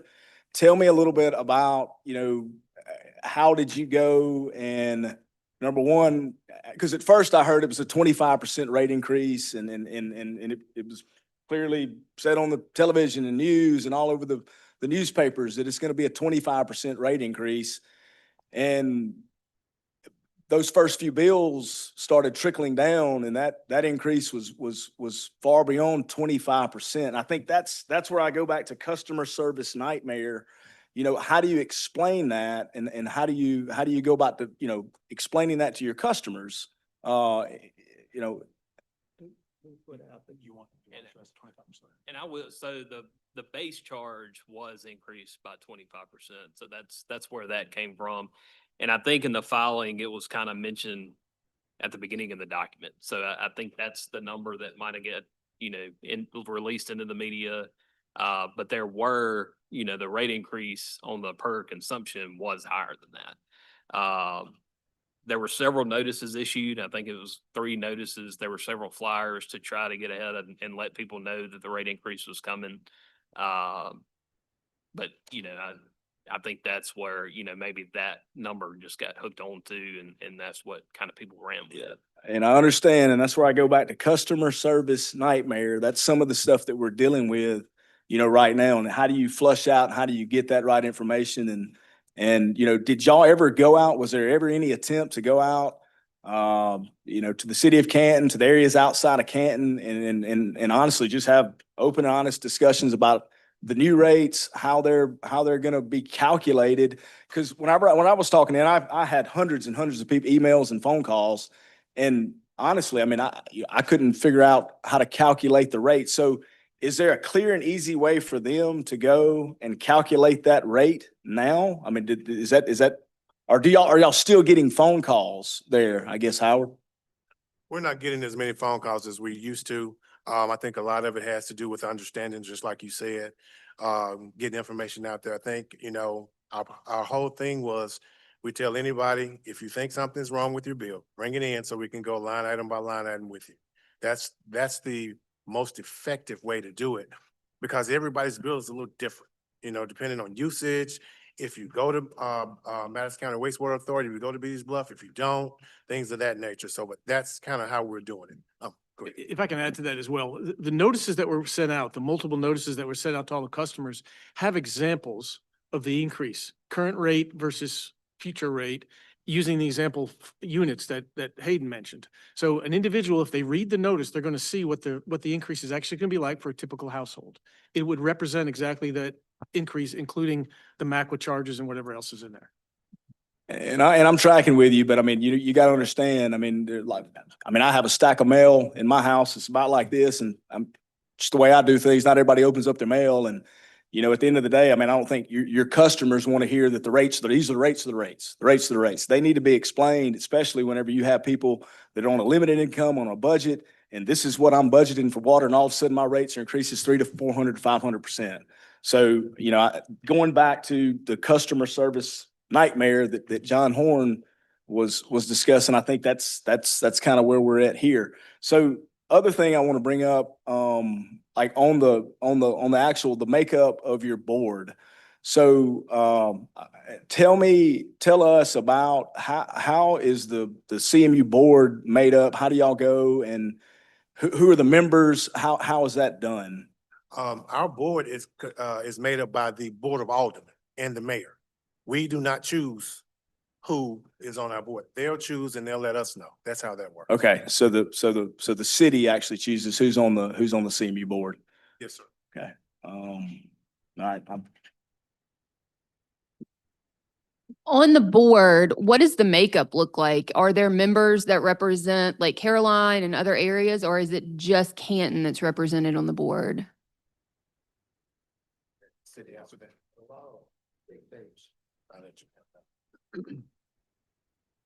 The law that pertains to municipal-owned utilities dictates that the board member has to be an elector of the city. So that's what they go by now, is any board member has to live within the city limits of Canton. But the law also allows Canton to serve outside of the city limits to a certain distance. And so there was never any provision in the law for representation for the area outside of city limits. And just so I'm clear, when you're saying law, that's a state law, not a city ordinance. Well, that's a state law. Okay, so that's something we can look at legislatively to try to give a voice to the people who live outside of the city of Canton who are served by CMU. Yeah. Well, if it's within the city and 1 mile outside the city is not dictated by the Public Service Commission, it's the area outside of that that's not represented by the elected officials of Canton that then is overseen by the Public Service Commission. That's why these rates had to be submitted to the Public Service Commission, because of the area that was served outside of the city limits of Canton. But inside the city limits, the law dictates that the board can set the rates inside the city. Right. Do we have questions from other gentlemen from Rankin? Representative Yancey. Thank you, Madam Chairman. Just a few questions. This is sort of new to me. I remember some things in the past about CMU and some difficulties that you had. I think one time the PSC came in and accused you guys of overcharging. What happened during that process? How long ago was that?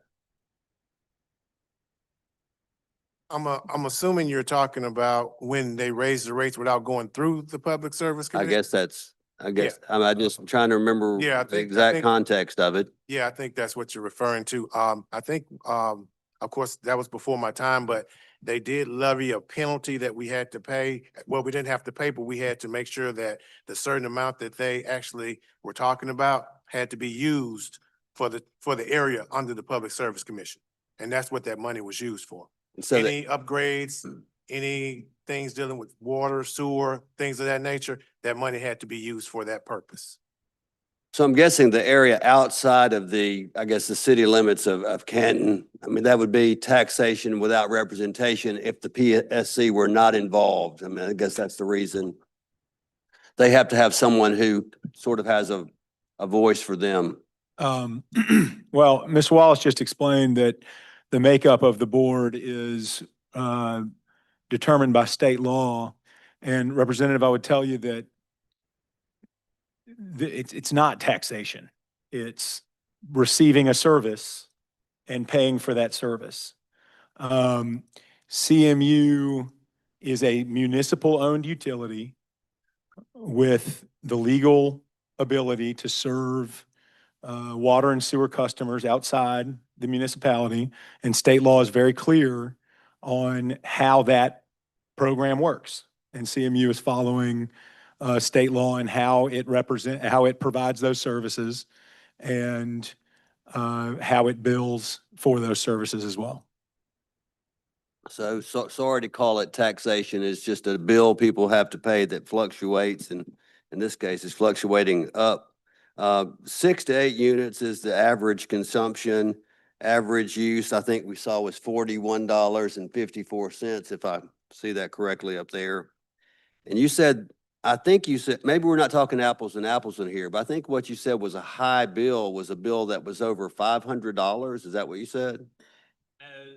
That was just, 500, 700 had been thrown out. So we, I pulled the number for what, how many bills over that 2-year span exceeded that consumption. Did I hear you say that we considered bills that were high were over $500? Did you not say that?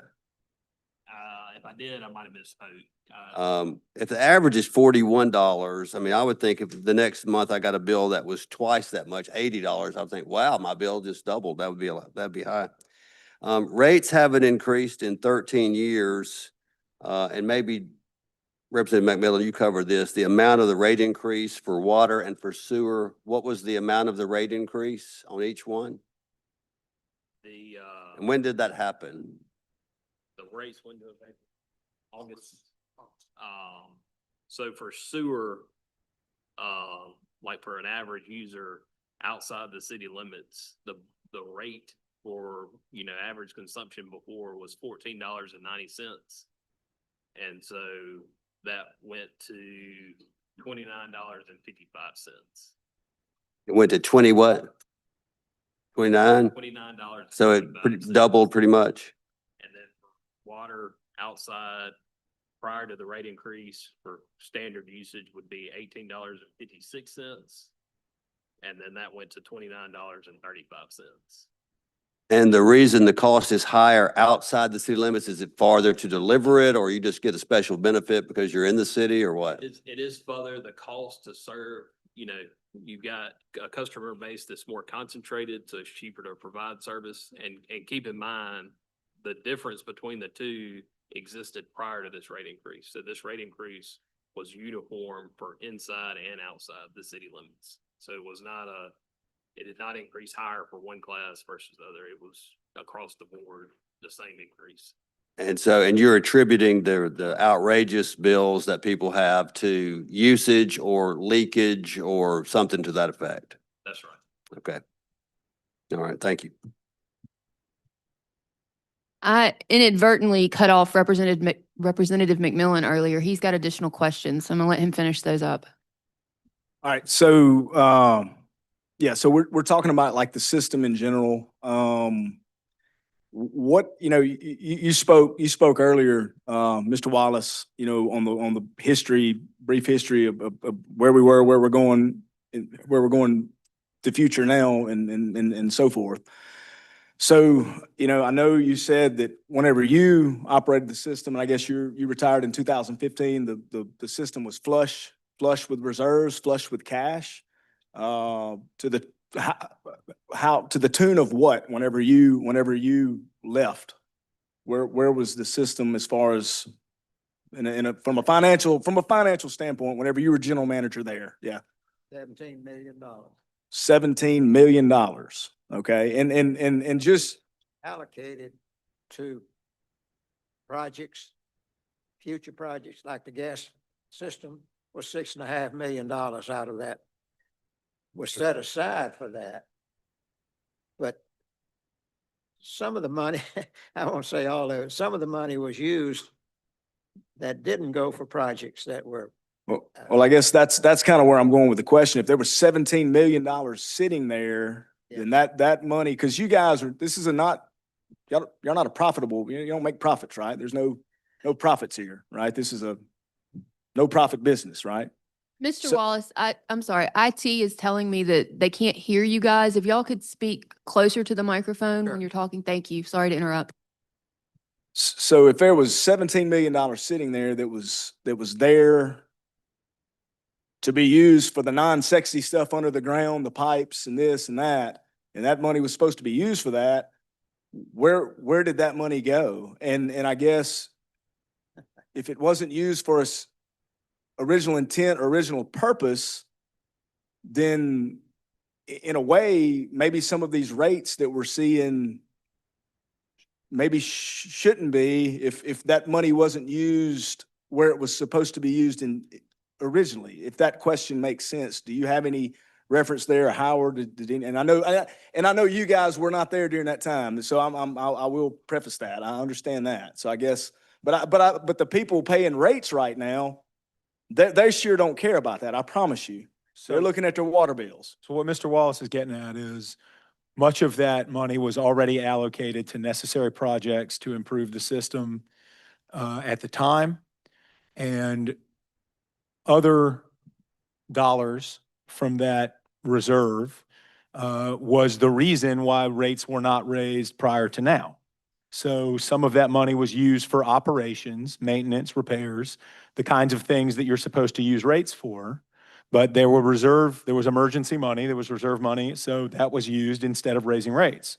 As we're, raising rates is a difficult thing to do, and you never want to do it unless you have to. And so once that money was spent down, there was no other choice but to go through the current process or the process we just completed to get the rates to a level where they will actually cover the cost of operating, maintaining, repairing, and improving the system. Additional thing that's an important point is that 17 million was not just for water and sewer. That was for also gas and electricity as well. So, yeah. Sure. Yeah, sure. I understand. All right. So, and I don't want to dwell on the fact the past, you guys have nothing to do with some of that stuff, but going forward, how do you ensure your ratepayers, your members on your system now, that things are being done correctly, things are being done right, that is there a plan in place?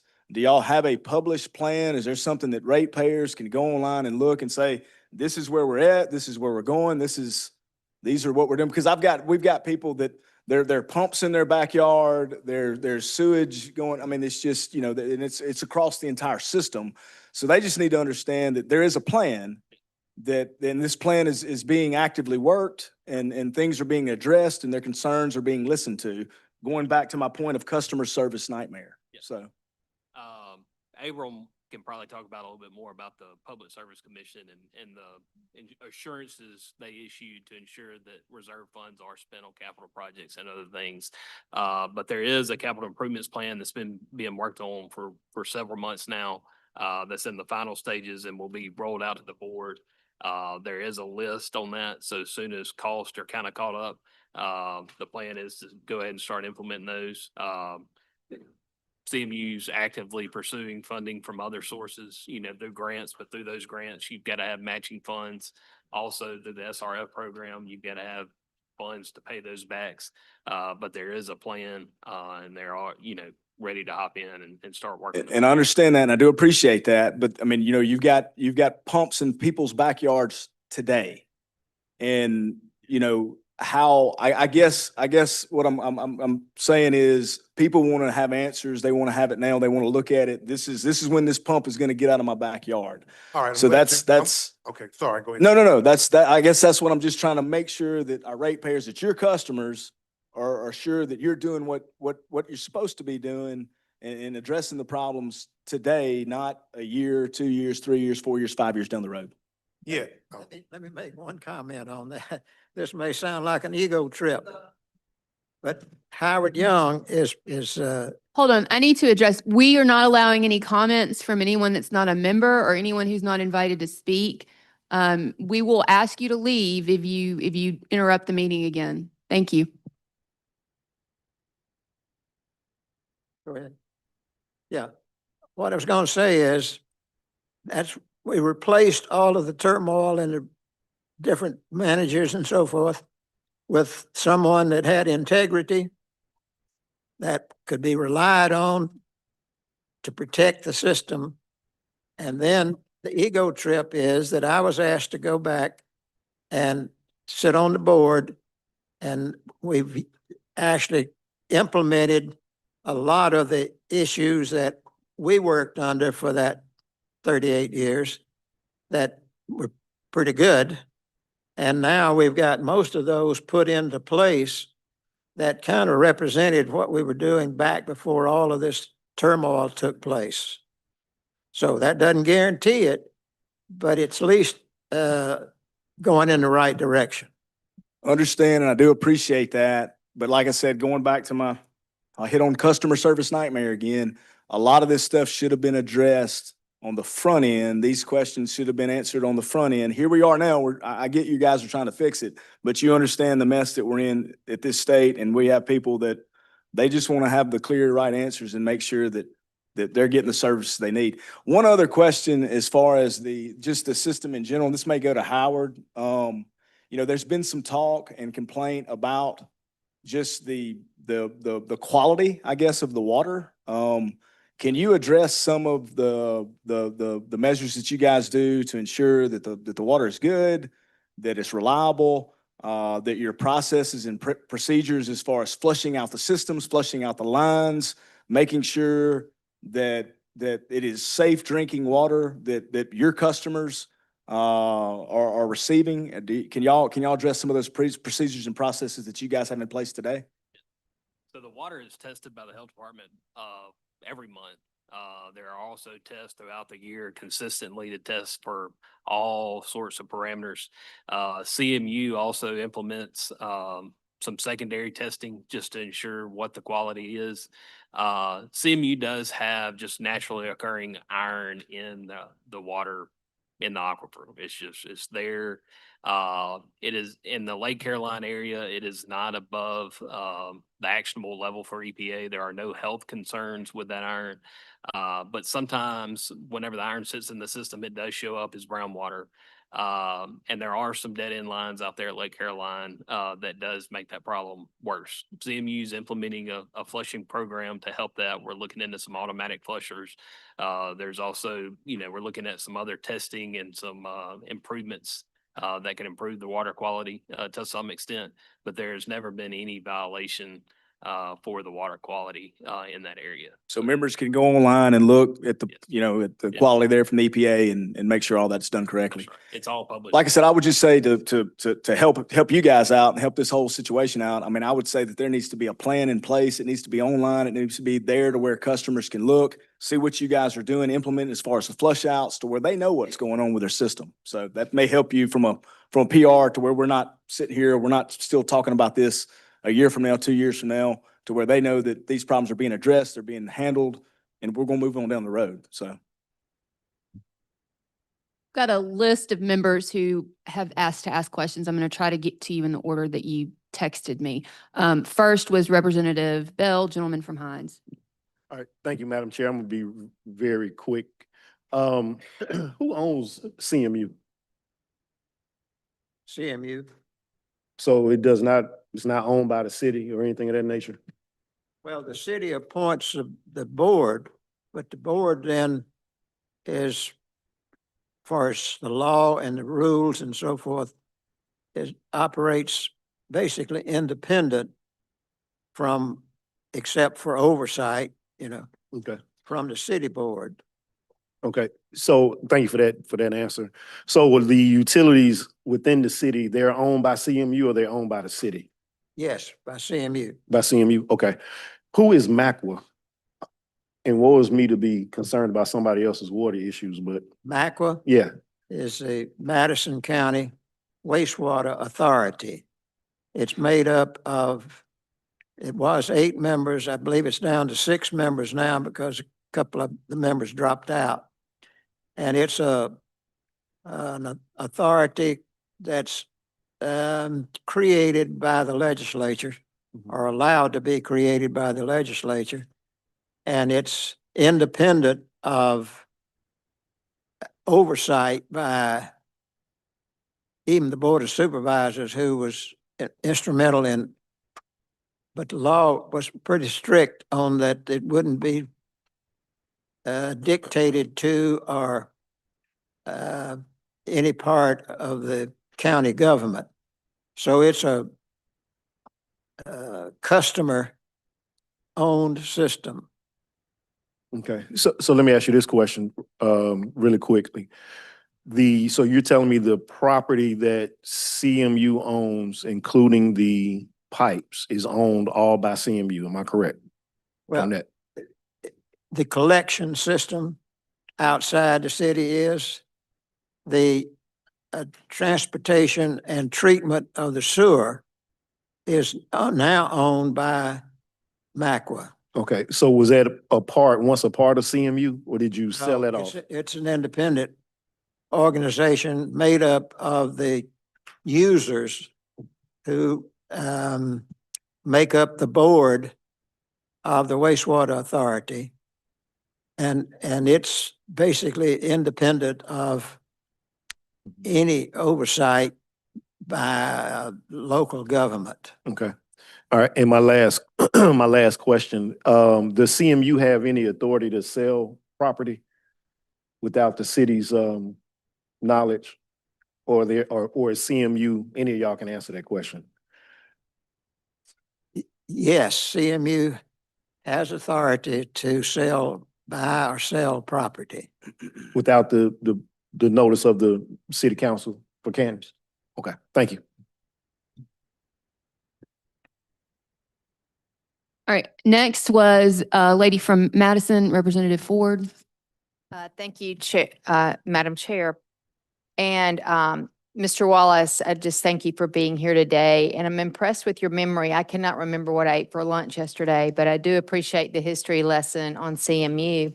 I'm not sure you're familiar with ChatGPT, but I had no idea what an average family in Madison, a typical, I think is the word that we use, based on a typical household's monthly uses.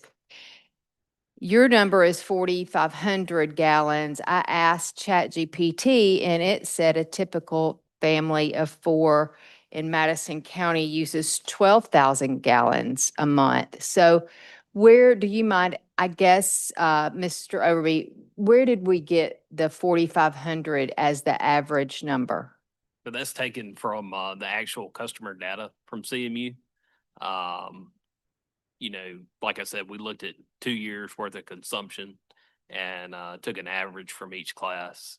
I'm not sure where the number on ChatGPT came from. I don't know if that's assuming, the family of 4, if that's 4 adults, or two adults, 2 children. There's a couple different variables in there. It says The it came from the EPA. The family- EPA suggests about 80 to 100 gallons per day per person. So It says 400 gallons per day, but I don't want to fight with you on that. I just was wondering where you seemed a little low. And that 4,500 gallons is 130 loads of laundry. And trust me, I have a feeling a lot of families in here do that in a week, much less a month.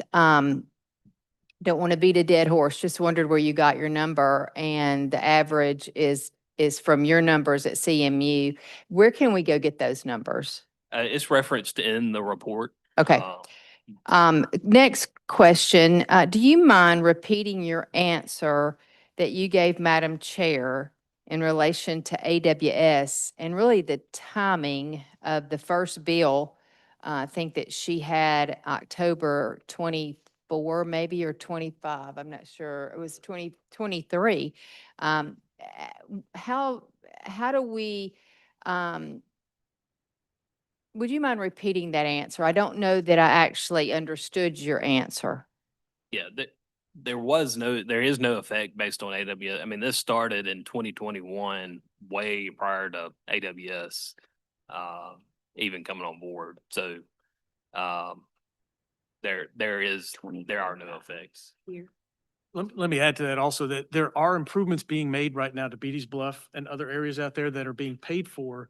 And MACWA can speak to this maybe when they came up here, that are unrelated to anything that we're doing here. There's no connection. AWS has no connection to these rates, but ratepayers out there are going to get the benefit of a Beatty's Bluff improvement without having paid for it. That's being funded through the state economic incentive, and I don't know the details. Maybe perhaps someone can speak to that, but that's an important point that folks forget. They're getting, I think it's over $200 million of infrastructure benefits out there that are not being asked of the ratepayers. So AWS has no relation to, okay, thank you.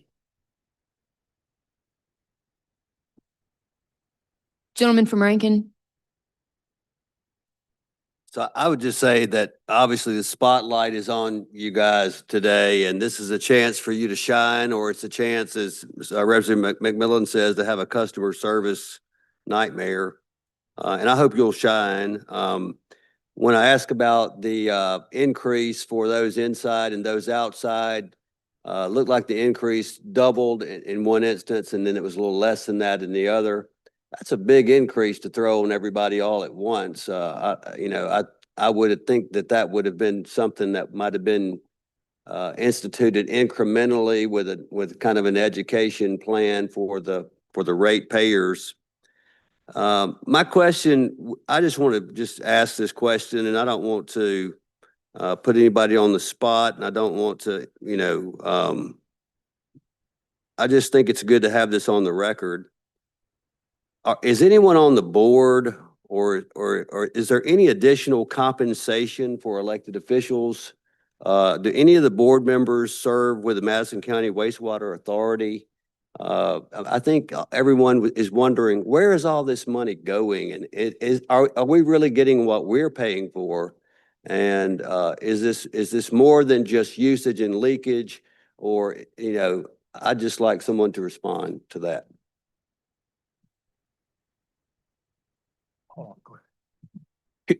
I'm sorry, Representative, could you clarify what your question is? I'm asking if there's any additional compensation for elected officials or board members. Do any of them, second part would be, do any of them serve on the Madison County Wastewater Authority? Is there anyone benefiting financially that's involved with the decision-making with these rate increases? Understood, thank you. No, that's ever since that board has been formed back 20 years ago or more. It's not a volunteer.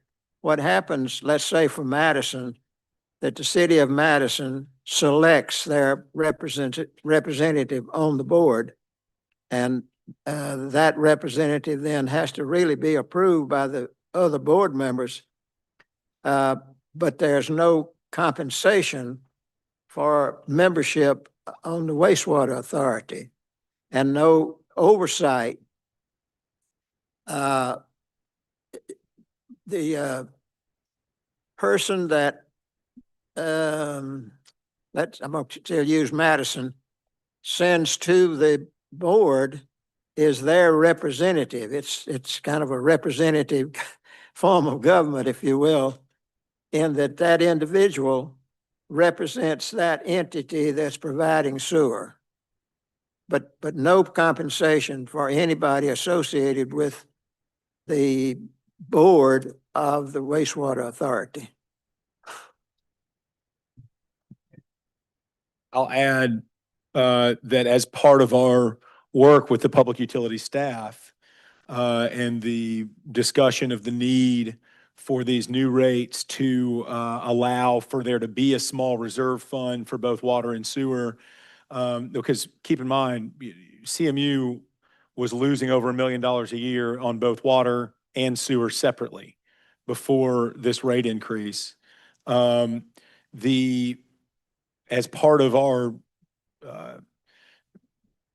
commitment to ensuring these funds are spent appropriately, the board adopted a new article in the CMU bylaws, which restricts how reserve funds can be used, specifically saying that they can be used to fund emergency operational needs as they may arrive, or necessary capital costs and expenses, and explicitly prohibits the use of these funds for anything like salaries or anything along those lines. So no one has gotten a raise, and none of the board members are also associated with MACWA.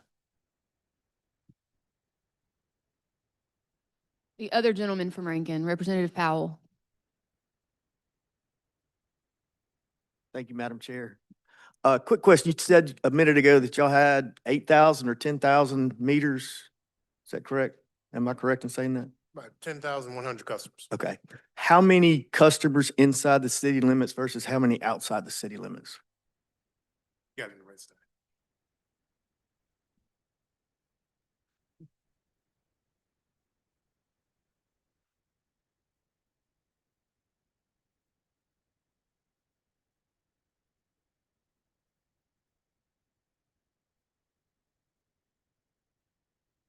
It's roughly, I think, around 40% is, or 30% is outside the city limit. 30% is outside? Okay. And then did I hear you correctly when you said that the rates are separate from inside versus outside? They're different. What's the difference in those? Base rate and water rate?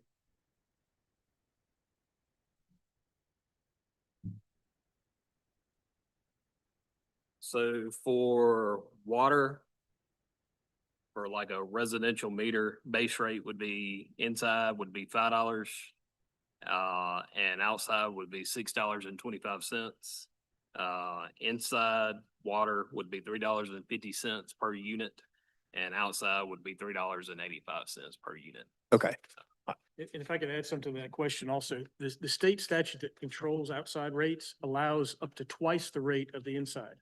Statutorily, it can be doubled. I'm just curious as what the numbers were. Where the statutory authority. All right, any additional questions from any other members? I don't really have a question, more than a statement. Mr. Wallace, I grew up down the street from you. I don't know if you remember me, Clay Mansell. I lived on Catherine Drive. You lived on Cathy Circle. So I have known you to be involved in CMU my entire life. The dot in my brain is Mr. Wallace. So I sincerely appreciate you coming back. I don't want to share your age, but you're 1 or 2 years past retirement. So you coming back to help I sincerely appreciate the work you're doing at CMU. And thank you for being here today. Thank you all for being here and for answering our questions. We're going to move on to our next speaker, Buddy Vocal, who is with MACWA, the Madison County Wastewater Authority.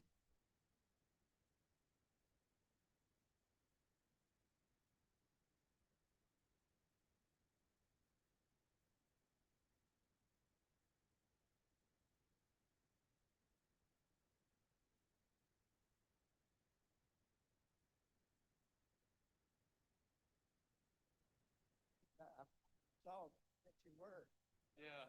Yeah. Well, I really do But at least I know one person. Yeah, yeah. So I appreciate that. Absolutely. If you need anything, just holler at me.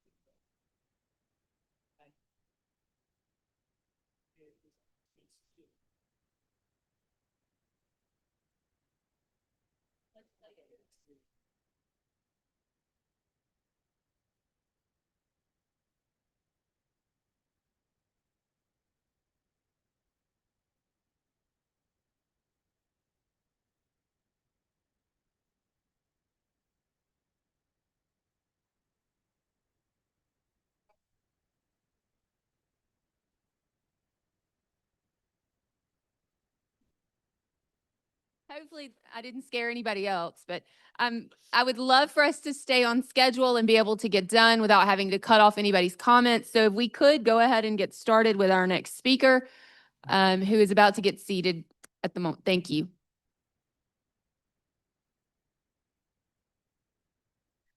If you would just start by telling us what is MACWA, what does it do, how does it relate to CMU, and then I'm sure we'll have a host of questions for you. Okay, I think Mr. Wallace did a wonderful job on the history of MACWA. And so I won't rehash anything that he's done, but it was created by House regular session in 2001 with its purpose to be a cooperative effort to provide wholesale wastewater services to the county. Can you move the microphone a little closer, please? You can pick it up and physically move it. You don't have to scoot up to, there you go. All right. So MACWA originally was formed with, I believe, 9 members, consisting of the County of Madison, the City of Madison, Pearl River Valley Water Supply, Bear Creek Water Association, Lake Lomond Utility District, and West Madison Utility District. And I don't know if I said the County of Madison, but City of Flora and City of Ridgeland.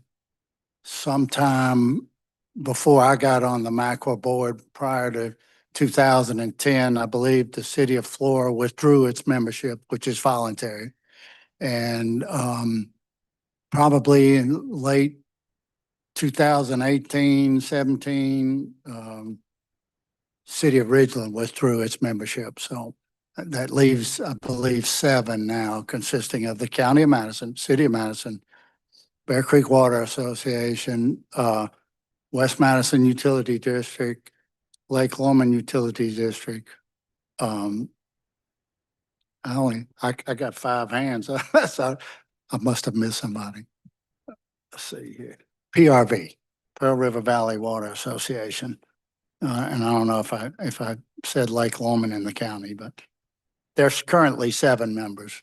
And we represent all the entities, the retail providers of sewer in the county that choose to use our service.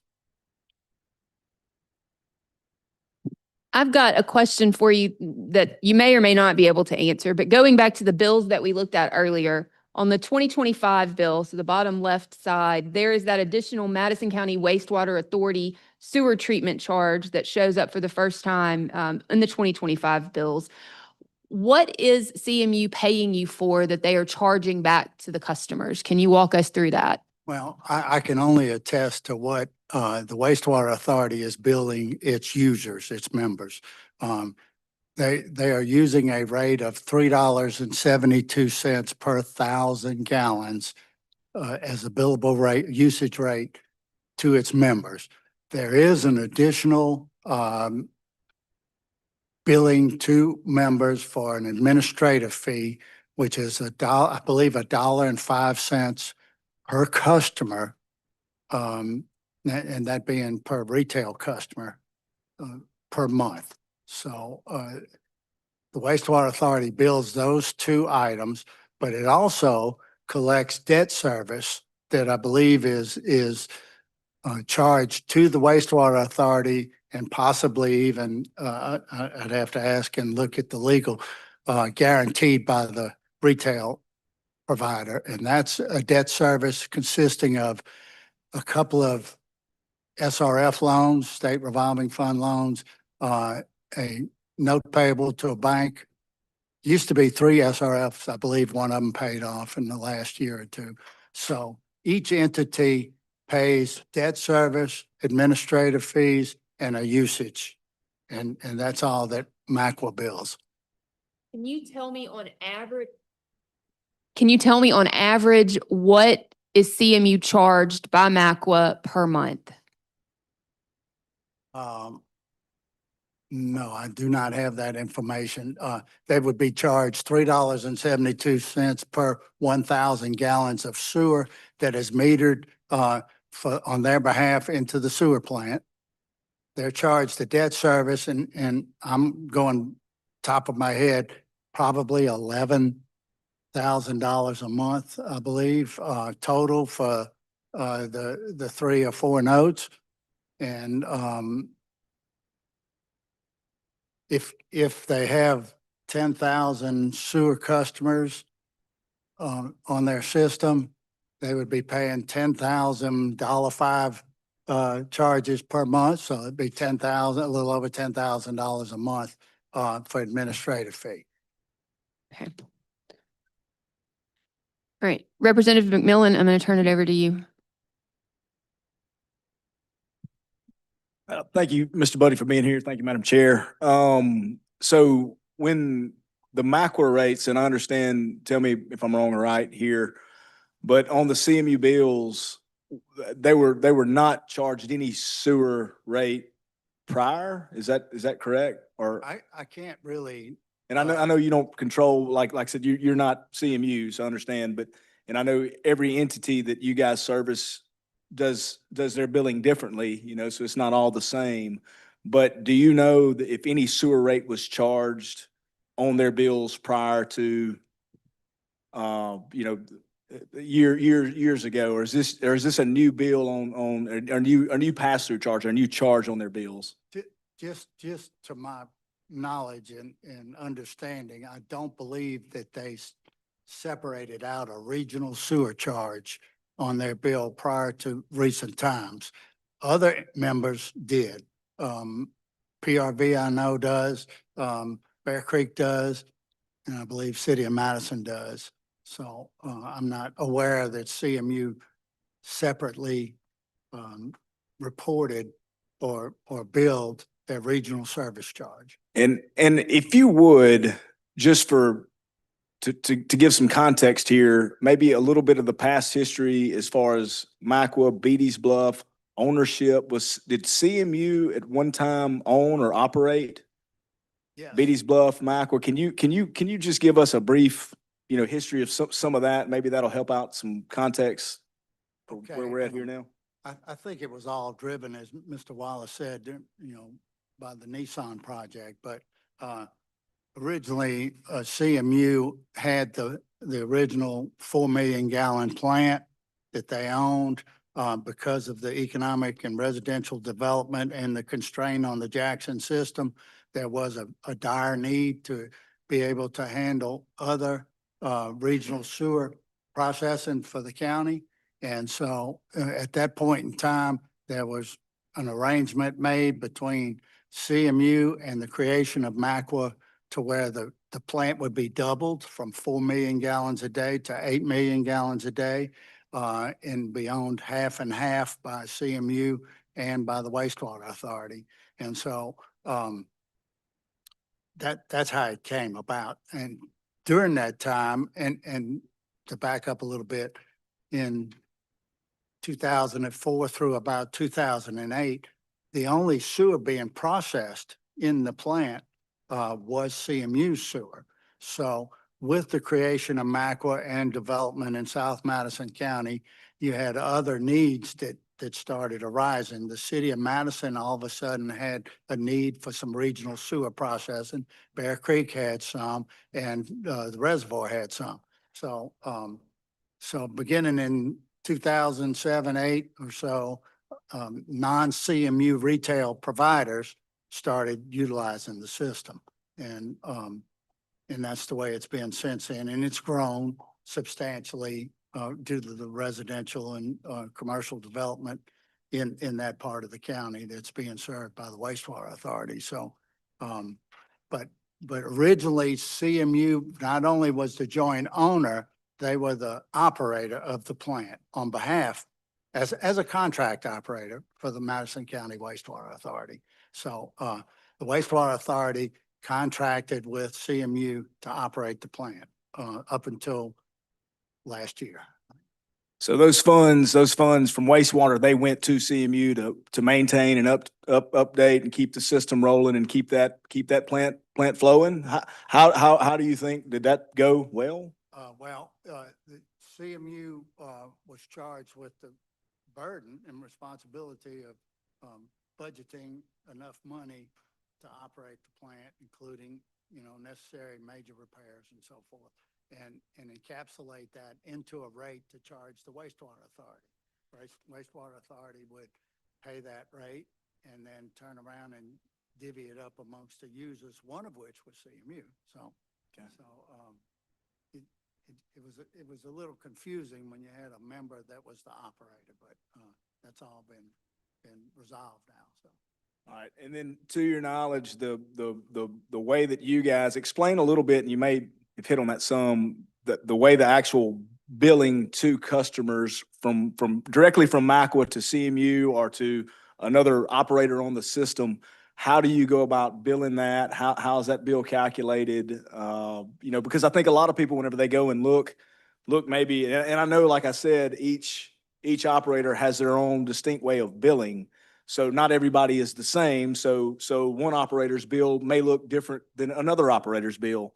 But I think for context, a lot of these people that whenever you're looking at their bills and they're looking at a $100, $200, $300 MACWA charge on their bill, and you may have another operator that does it a different way, they're still getting billed. I guess I'm just trying to bring that thought up where people can kind of understand how that works from you guys, and how do y'all go about billing each operator? Yeah, so each entity is responsible for doing their own billing.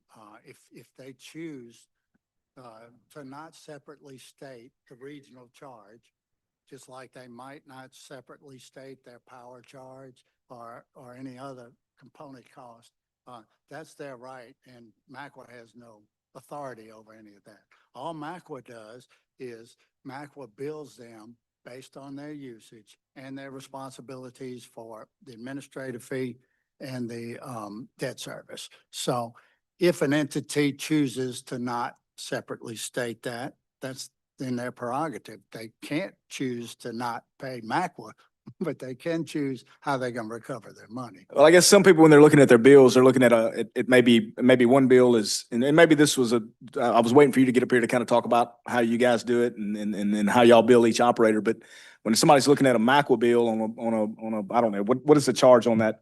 I can't see it, but $128 for MACWA, and you have another operator that's $19 or $20 in their mind. I'm just trying to, how does that doesn't compute. That doesn't make sense. So. Yeah, and I can't really attest to that, how that's done, if it's not equivalent to the value of $372 per thousand, plus the debt service, plus the administrative fee, then I'm the opinion it shouldn't be labeled as MACWA, because it's not. That's all MACWA charges. So Understand. it may be that. It may be some number. The other retail entities that I'm familiar with do not denote that as MACWA. They denote it as regional sewer charge or something to that effect. Happen to know that City of Madison has two regional vendors, MACWA and the Ridgeland East Madison ends up in Jackson kind of regional sewer processing agreement. Also, I think the Pearl River Valley has multiple ones. They're on both sides of, they're in Rankin County too. So they have West Rankin Utilities. They have this East Madison, Ridgeland, Jackson conglomerate. They have MACWA. Those three are regional suppliers for them. And I don't think they separate on their bill. Well, yours goes to MACWA, yours goes to Jackson, yours goes to West Rankin. They figure out what's necessary for them to put on there as an average regional charge, and they compute that and put that on their bill. So those are the only two that I know. I'm not aware. Well, Bear Creek, I don't believe they put anything on theirs other than regional sewer charge on. But every entity and every operator is getting charged by you guys the same. MACWA is charging all members the same rates. It may equate to a different volumetric effect.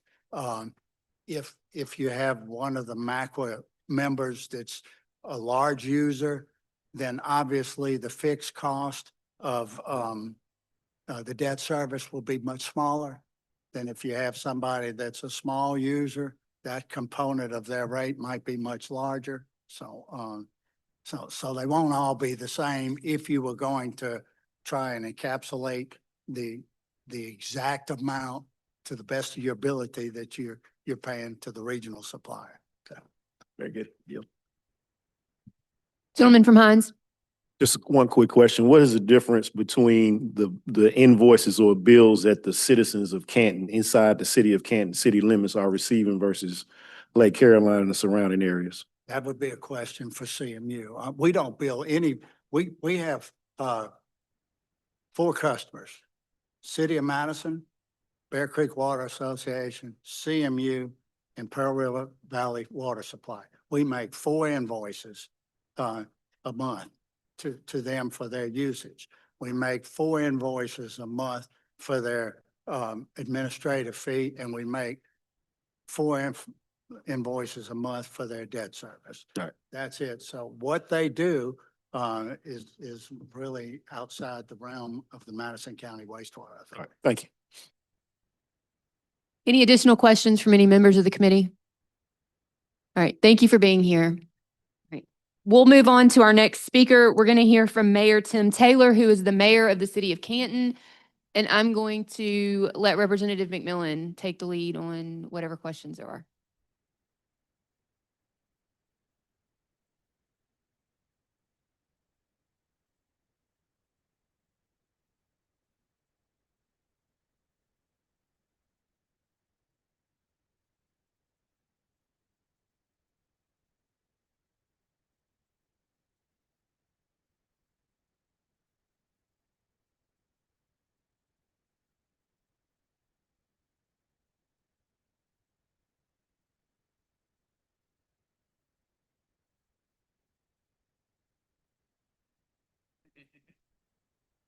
All right, welcome, Mayor.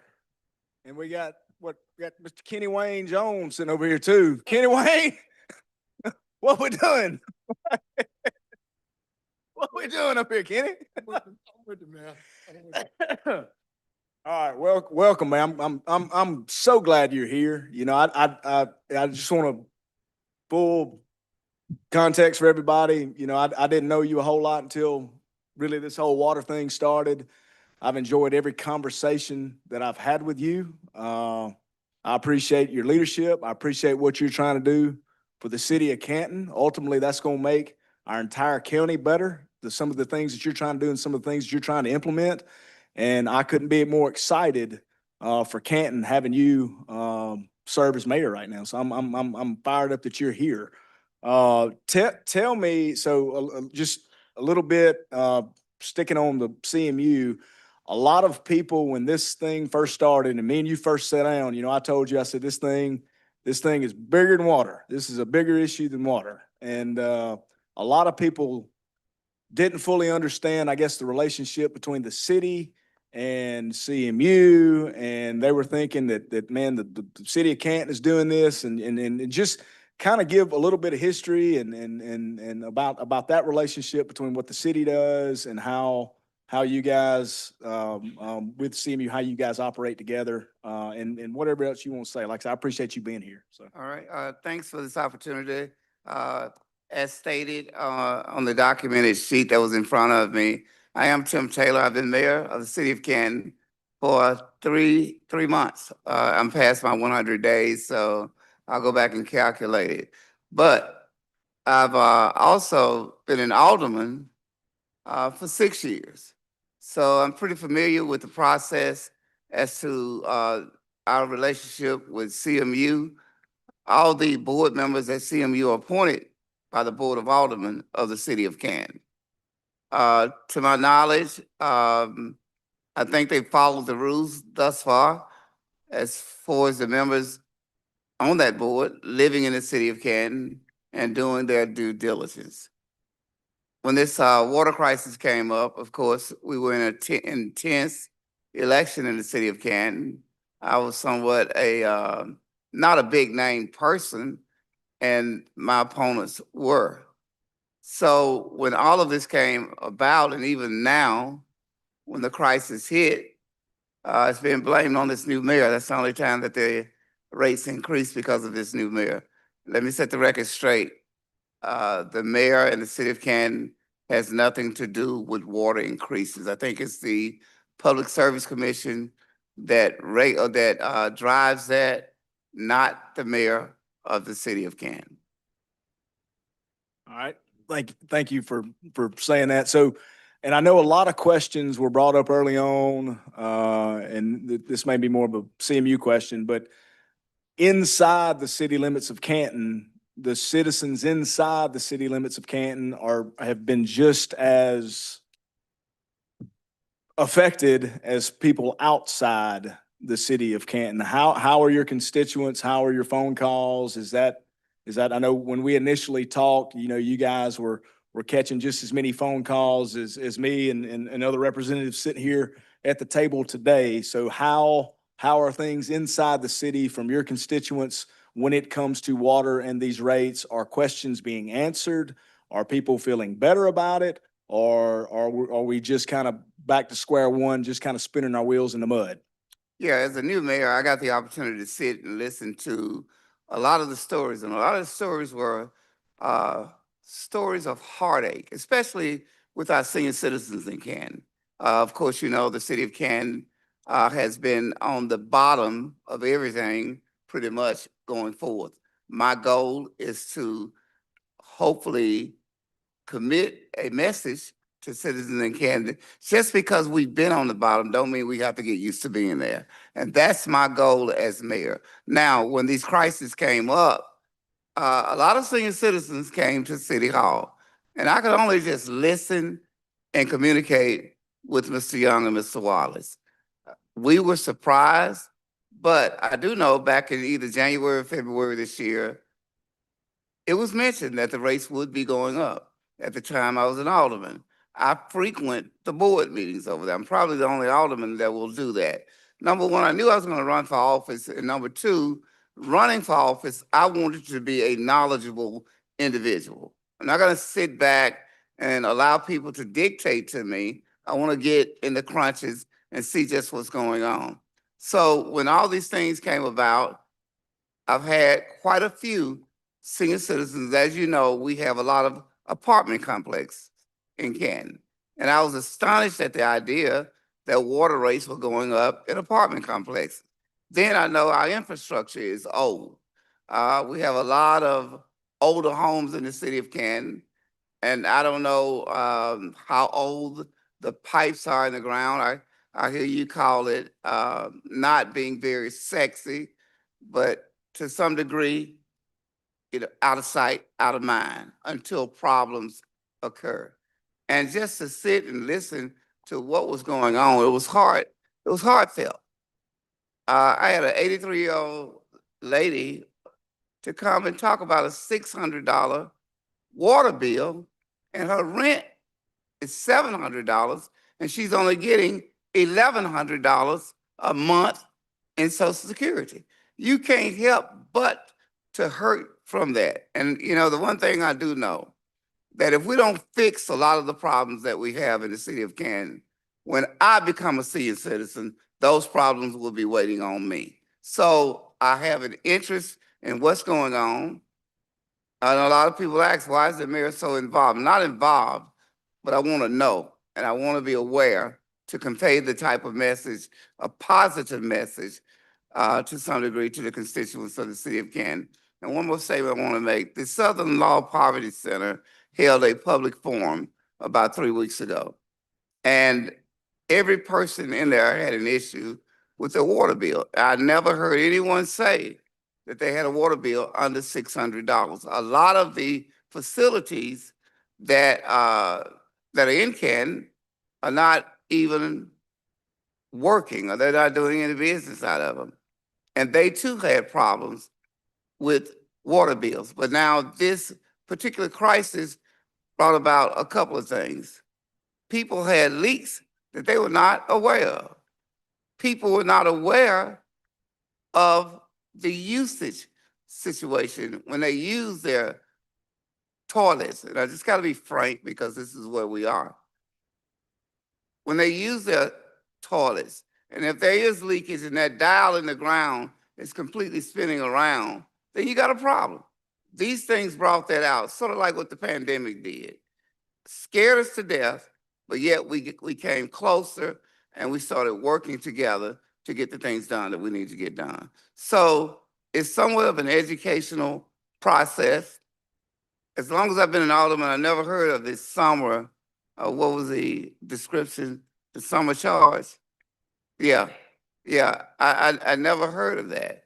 And even with the attorney or the engineer bringing out that the city, CMU was losing $1 million a year in both water and sewage. That was astonishing. Didn't know that. All the time I've been going over there, I've never heard that. So this is somewhat of an educational process for me also, and to take back to the Board of Aldermen that we need to be focused on those problems over there because we are in the city, and a lot of the questions about CMU come to city officials in the city of Canton. And back to strictly to CMU, since I guess the city and the board, we want to talk about how you guys, what is the process for identifying and appointing board members to the CMU board? Tell us a little bit how that process works. How do you vet the members? Obviously, I mean, there again, I mean, even though you're not day-to-day involved with CMU, like you just said, it reflects upon the city of Canton just by the names. Do you feel comfortable with your board now? Are you sure what the mission is? Do they understand what's going on? How do you feel about your board? Just tell us about that process. As with anything in life, there's always room for improvement. And I think the CMU board has some challenges over there, but I think they're working on those challenges, trying to improve where some things broke off at. The process is maybe a concerned citizen will make a recommendation for a CMU board member. Now, in the past, I don't think the city of Canton was doing this, but I believe if you're gonna hire anybody, you should interview them. You should vet them. And since I've been an alderman, there's not been one board member that's been appointed to any board in the city of Canton that I have not vetted. And that's for the Canton Housing Authority Board and CMU Board, and of course, Canton Public School Board, well, the Canton Public School District. So the recommendation will come and we will put the names out there and we will have each individual to come in associated with their resume, what they've done business-wise in the city of Canton. And from there, it will dwindle down and fortunately a person will come about. Now in the past, I know when I first got on, it was all political. It was all political. There were friends over there that I don't think had the best interest of CMU nor the city of Canton. I had no problem with it. And that's probably why my election or my race in the city of Canton was so difficult. When you identify a problem, you try to eradicate the problem. And that's what we were doing going forward. So, of course, when I put the target on my back to run for mayor, it was truly a target. And we overcame a lot of obstacles, and we're still pushing forward. Now, the one thing I say to CMU all the time, communication is the key to everything. I was a little deterred at a meeting to find out that the water capacity in the city of Canton was at 97%. That scared me. Now, people in Canton ask always, why doesn't the city of Canton have what surrounding cities have? And I know that if it got out that we were at 97% water capacity, nobody's gonna do business with the city of Canton. So we gotta fix those problems. We gotta communicate. And I request that Mr. Young come to City Hall and we talk. Likewise, I go over to CMU. And don't let things surprise the city. I represent the city, I lead the city, and I don't want any embarrassing surprises going forward. So I think we're working out the communication process. In the past, mayors have not been at City Hall. I haven't missed a day of work since I've been elected. That's including Saturday and Sunday, with the exception of one day, and that was Labor Day. I'm interested in what I'm doing. I'm not supposed to be here. And just because I know that, that's why I'm gonna work my tail off to utilize the motto in the city of Canton, the city of lights. And I hope by the time my term ends, somebody will say, Tim Taylor made the lights a little bit brighter in the city. I appreciate those words. It means a lot. Like we talked about before, this is, take a little bit of personal privilege here, just talking about the relationship in Madison County. I mean, it's not been, me and you've talked, whether you want to say it right, wrong, or indifferent, Canton has always been seen as that weak link for Madison County. Yes. And it takes leadership, and it takes somebody coming in with a vision to try to change that. In Madison, you know, if you have everybody clicking along and everybody working together, every city that we have from Canton to Madison to Gluckstadt to Florida to Ridgeland, if everybody's on the same page, working together, moving in the same direction, trust me, whenever you come here and you guys present to us, you know, in this building, it makes my job a lot easier. So I'm fired up about your leadership. I'm fired up about you being there. I'm fired up about your vision. Back to the CMU board, you know, one thing that I said early on, you know, you go back to my customer service nightmare, what Mayor Horn said when we started all of this. Your board is made up of individuals within the city, and I understand that I guess that's a state law. That's correct. Whenever I first got, the last thing I wanted to get involved was whenever I ran for this office, water bills were not on my radar. That's not what I wanted to get involved in, but here I sit. Yes. One of the reasons I'm sitting here today is because there's members outside of the city of Canton that are serviced by CMU that have zero representation on your board. So I guess, I mean, let's talk about that a little bit. How do you feel about that? How would you feel about maybe going to your members, going to your alderman, maybe working a resolution or something out to where we can get some people, a member outside the city on the board? That way they do have, I think they do need representation. I mean, I know in Lake Carolina alone, you have 2,200, 2,300 members just in that one neighborhood that's outside the city limits. And they have zero say about anything that we're talking about dealing with CMU. And that's unacceptable and not right. And I'm not even sure how that's even a state law. How have we even got here? I mean, you know, that's crazy to me. So would you guys be willing to entertain and maybe look at trying to figure out a way to vet or to try to find a member of the board outside the city? And that's something that obviously that we can talk about from a legislative standpoint, you know, from a statewide viewpoint. If that's going on across the state, that's a problem. So how do you feel about that moving forward to make sure that we have adequate representation on the entire board made up of the whole membership of ratepayers? You know, when I first took office, and it was 2 years before I even realized that we were servicing Lake Carolina. Beautiful place out there. It's almost as if they're in a world of their own. That big lake, the beautiful homes. And when you associate it with Canton, it's almost as if when you look at Lake Carolina, Canton is a third world country. But I ran my campaign on being all inclusive. So with your question today, that will be a question I will take back to the board, because you have to understand the makeup of Canton government. Canton's government is a weak mayor, strong board, meaning the board has a vote. I only have veto privileges and I break a tie in the event that there's a tie, but yet I am the mayor, the leader, the ambassador of the city. Very good. I yield if anybody else has. I think Representative Bell may have had a question. Representative from Hines? Thank you, Mayor, for being here today. Thanks for having. Two quick questions. Yes, sir. My colleague mentioned about having those extra voices on the board for CMU, and I'm kind of, let me just ask this. So I asked earlier to the gentleman that was sitting at the table before you, who owns CMU?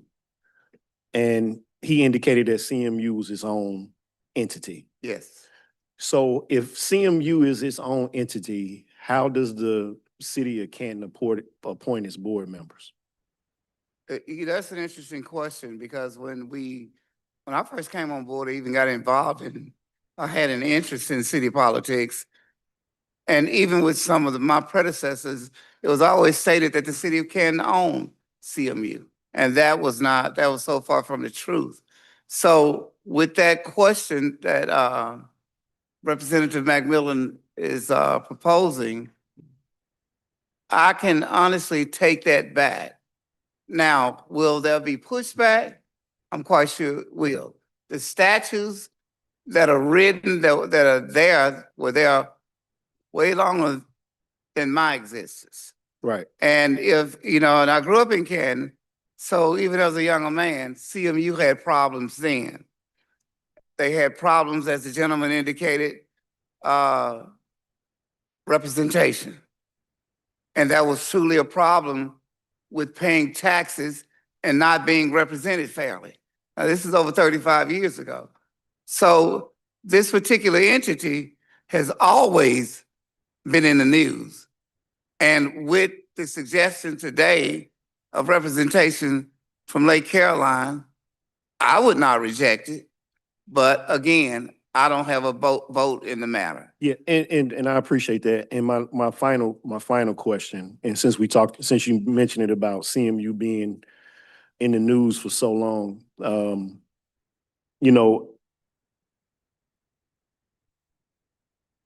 CMU's had an interesting past from my friends and colleagues who have had to deal with CMU and its prior business dealings, dating back way before I was born. And that's a long, long time ago. Where do you see this entity, CMU, going? Would you be amenable to having, as I stated, more board members, but having more representation, not only with the individuals, the 2,200 people who reside outside of Canton, but understanding that the citizens of Canton are paying the majority of the bills at CMU and having their bills being increased without an explanation? Would you be amenable to having more members from the city of Canton be on that board as well? Anything that's going to make the process better, I'm all for it. If that's what it's going to take, more representation and spreading it out, yes. Look, I know in the past when board members were picked, they were picked based on who their friends were. And once their friends put them there, they did what their friends wanted them to do. That day should be over with. You should get people who are truly interested in what's going on to make this process better.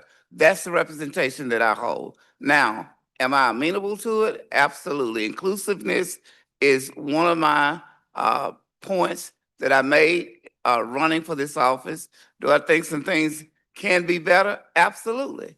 Absolutely. And hopefully, as we continue our talks, we're looking to face the challenges, but yet make the process better.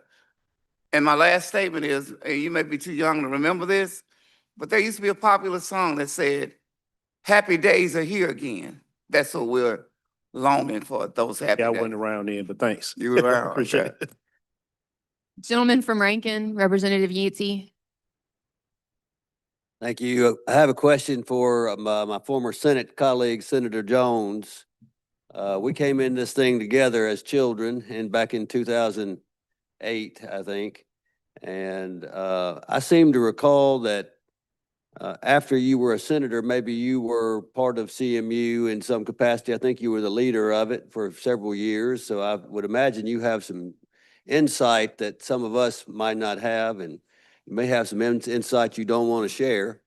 But I would just ask, is there anything inconsistent that the representatives of CMU shared with us today, that you feel like the record needs to be set straight, or perhaps the issue with the PSC several years ago when they came in and said whatever they said? Could you shed any light on those things? Thank you, Representative Yancey. Look, I think what you're making reference to, I was the general manager when the PSC, and we did get penalized heavily. They came in and told us that the rates were not right, the rates were too high. They said that the rates were done without letting the public know. So, I mean, going in, none of us knew that, but it was discovered. So, you know, the rates were gonna be what they were gonna be, and I think everything changes over time. I think the rates were gonna have to go up because of the economic development that was going on around Madison County. But now, I don't think it was done where it was planned out where it wouldn't cripple a community. And now you got to go back to the table to see what can we do to help the community as a whole, because you really have some folks that can't pay an $800 bill coming from CMU when they used to be paying $150. So we got bigger problems than you really do know. The mayor has been working, trying to get a dialogue started on that. You don't know the history of CMU, and you never will, because it's been guarded for so long. And it's been guarded because the narrative has always been what it wanted it to be. When I left there, I think when John Wallace left, it was 17 million. When I left, it was 23 million. Now, what happened to it? Nobody knows. Those are the questions that need to be asked. It was allocated for certain things that was supposed to go on. Then 3 years, 4 years down the line, $23 million disappear, and nobody. Now your rates go up to the point where half of the people in your city can't pay the bill. You got larger problems than you actually know. I understand how CMU is going to protect its own self. Do I think the rates would have at some point go up? Yes, I do. I do think the rates would have gone up at some point based on the economic development. But the way all this was done, that's why we sit here today, because it's a problem. Now we got to go back to see how we can help. You will never get the true story of CMU. You'll never get it. And I mean, for us who go back long enough to know, I've served as an alderman during that time. You're absolutely right. Your board members should not be from Canton only if you got other areas that you serve. That's not fair, but that's an easy fix. That board just has to vote that those members can come from other areas. That happened in 2016 or 17 when they said, or it may have been 15, when they said they had to be from Canton. And they did that for political reasons. CMU is one of the most non-political, most political entities that you will ever find. And that's the best way I can put it. Everything from CMU is based on politics. They made it autonomous back in the day so that the city wouldn't ask it for money. It had all the money. CMU was the big pot. So if the city of Canton needed money, they would go right over there and get it based on borrowing the money from CMU. Now, how all of that transpired, I don't know. Yeah. I don't know how it was put into play, other than somebody came to somebody, went to the board and said, we need to do this like this. So a lot of the answers that you're gonna refer to or talking about, that you won't get true answers on that because all of this has been what it is. Maybe you could write a book one day, and be a bestseller. Make sure I have this correct. The members of CMU, the board members of CMU are the aldermen of the city of Canton? No? Okay. Aldermen appoint the board. That's right. Okay. They're two different boards, so you're right. The aldermen appoint board members at CMU. Okay. So if you have aldermen who like somebody like I like Yancey, First of all, and I like you, so you better be quiet. 'Cause somebody gonna get you. and I put you on the board, then most of the votes that you're gonna be looking at gonna represent my interest. Wait about 20 years and write the book. Gotcha. Yeah. All right. Any questions from any other members? All right. Mayor Taylor, I want to thank you for coming today. As you know, I grew up in Canton. I represent parts of Madison County, not technically Canton, but I also own a business in Canton. And I know that what we see is more actual than when words happen on paper sometimes. And when I drive into the city now, I see public works trucks. They're sweeping, they're cleaning the streets. You can feel that the city is a cleaner place. And I know within 100 days of getting that done, that was a lot of work. So I appreciate you changing my hometown and making it the best place it can be. So I appreciate you being here, and I appreciate what you're doing for the city of Canton. And thank you so much. And I want to pat myself on the back. I'm the only mayor that you'll see out there with a shovel in his hand. I blend in with everybody else, so you would know that's the mayor. But yes, I will not ask people to do something that I won't do. And this is the way I think the motivation has come about. So we're going to push it. And again, I'm going to reference the City of Lights, and we're going to put some bright lights back into the City of Lights. Thank you, so Mayor. much. We're going to move on to our last panel. We're going to hear from the Public Service Commission as well as Mississippi Public Utility staff. Specifically, we'll hear from Commissioner DeKeither Stamps with the PSC and Jeff Lee, Chief of Staff with the Mississippi Public Utilities.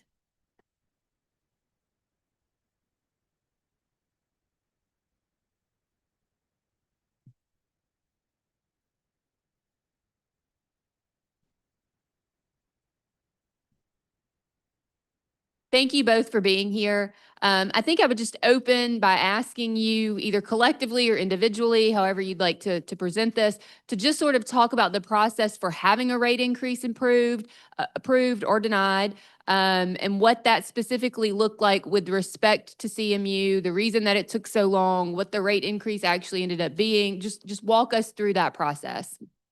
Thank you, Madam Chairwoman. Is this on? Thank you, Madam Chairwoman, members of the committee, and all those in attendance. We appreciate the opportunity to present ourselves today.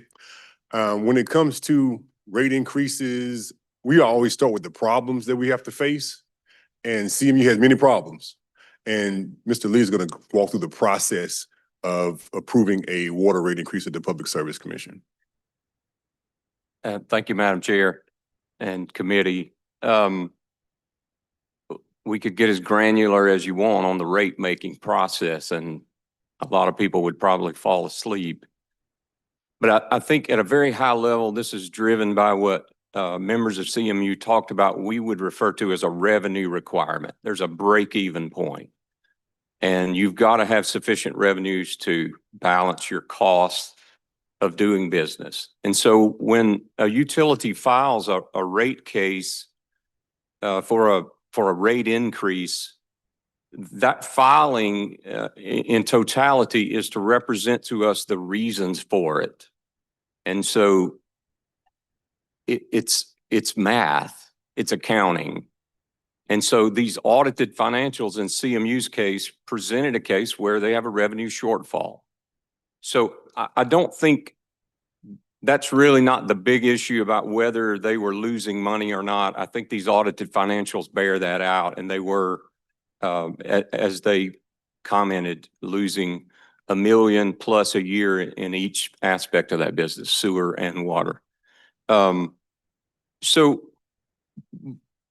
I think one of the things we want to focus on is we went through our normal process. He mentioned the extensive data request that we submitted. So when a utility makes a filing, they attempt to anticipate every question the staff and therefore the PSC would have and go ahead and satisfy those, but that never happens, right? And then a discovery process begins, and we ask questions about the information they've already submitted. We ask questions about information they've not yet submitted. We request a lot of data, and we do our due diligence to verify that a rate increase is indeed justified. But there's a lot of talk about what happened to the surplus. And so in this case, that became a chief focus for the staff and ultimately for the PSC, is that at one time CMU had a surplus and was operating above the line, and then that surplus evaporated. There, been some speculation about why. In our experience, the reason was you didn't have a rate increase for so many years. It's just that simple. The money that was allocated for specific projects got eaten up by the failure to increase rates. Now, I was not at the staff, Commissioner Stamps was not at the PSC when CMU attempted to get a rate increase, and it sounds like they raised rates on people outside the 1 mile perimeter while they raised rates on people inside the city. And if they didn't notice that properly, that would explain why that rate increase got undone or reversed. But I really can't speculate on that. I don't have any information about that in front of me. But what I can say is that the failure to have this rate increase, operations, deferred maintenance, all these things just eat up that reserve over time. And so, the best time to plant an acorn is 50 years ago. We would like to see all these utilities doing small incremental rate increases, and that's kind of what we're driving towards. One member asked a question about why we wouldn't have taken this in steps. Put a little bit of the increase in here and a little bit in the increase in there. Would have been done? But we've also learned from recent experience, what your constituents will be concerned with is you got a rate increase this year. Now you're getting one next year. How many years is this going to go on? And in our recent experience, it's much more beneficial to take the rate increase you should have, get to the revenue requirement you should be reaching, and only do that once versus over a series of years. That remains in the PSC's discretion to work with a utility. In some cases, that might be the best way to do it, but with CMU, it was not. And we ultimately entered a stipulation, as I said, and that's also pretty routine for this process. When a utility comes in and presents a great case for why they need a rate increase, the staff is going to work. There's always some disallowances in what they presented, and I'm sure there were in this case. But we finally reached what we think is a true revenue requirement, the rate increase required to get there, and we reach a stipulation, which means the staff and the utility agree on the proper rate increase and how to implement it, and then we present it to the commission. In this case, we tailored this stipulation to focus on building that reserve back again.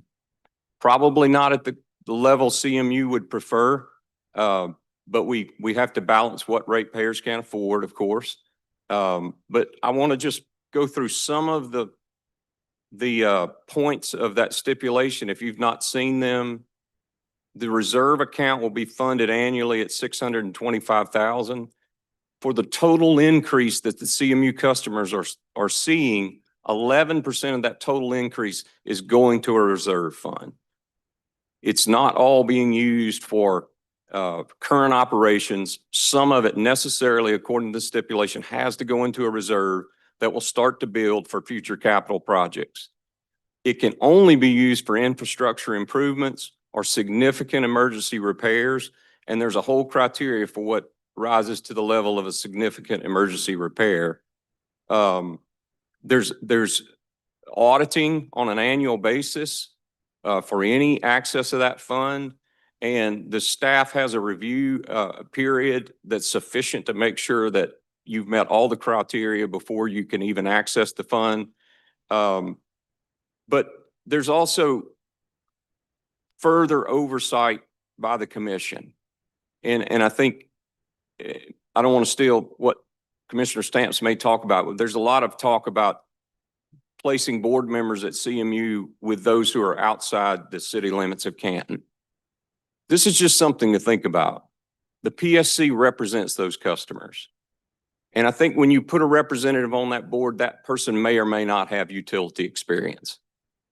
But with PSC representing those interests, it's being done by people who utilities is their business. Accountants, attorneys, economists, those are the people who know best how these rates should be arrived at and how they should be implemented.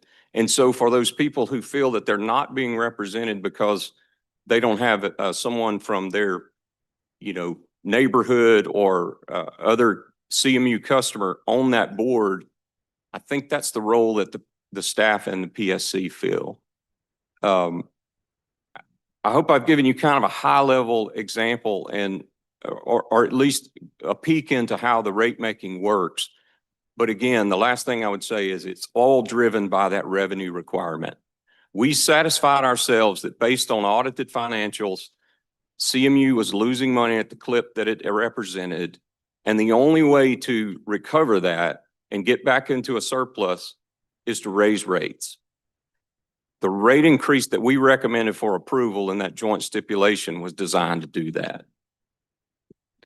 I have a few questions, and then I think we have some members who also have questions. You mentioned that the rate increase was due to a revenue deficit and that you looked at various documents, audited those financial documents to make a determination that that was actually accurate. Just for my own edification, during that process, did you look at what their collection rate was? Did you look at what their expenses were and whether or not any of those expenses were unnecessary or should have been cut? Walk me through what exactly you guys took into account. Yes, that's a good question. And the answer is yes, simply because when we talk about audited financials, of course, one of those is an operating statement, or in the private sector, what we'd call an income statement. It's your P&L. It's showing, the inflows and the outflows of money. Well, of course, collections would be one of the elements of that financial statement. If you're, you have a loss or whatever because of failure to collect, that's going to be included in there. Do we look at it as far as their efficiency in collecting? Some of the questions that we've seen in this process from homeowners and others have a lot to do with operations. I would say that's not really the purview of the staff. We are looking at the math. We're looking at the accounting part of it. And so to your point, the answer is yes, but because we relied on the financial information that they gave us, that again was audited by an independent third party. Let me clarify that then. So if they gave you information, and I have no idea what their collection rate is, I'm just making this up, but if they gave you financial documentation that said that their collection rate was 50%, but they were operating at a deficit, did you just look at that, or would you just look at that and say, yep, that's a deficit, let's raise the rates, instead of, nope, we're not going to approve a rate increase, you need to go collect from who you need to be collecting for to raise revenue? Thanks for your clarification. I think I understand your question better now. Can't answer specifically because I didn't work on the filing, so I don't know. That's an answer that we could get for you. I would say that would have been one of the data requests that we submitted to them. We could get you that specific data request about their efficiency at collections. Well, I'll add one piece to that. We have talked a lot about a lot of things today, but we haven't talked about the major problem. For example, one of the water wells that they're trying to get fixed. In 2018, that well's repairs were estimated at about $700,000. Today, those well repairs are a little over $3 million.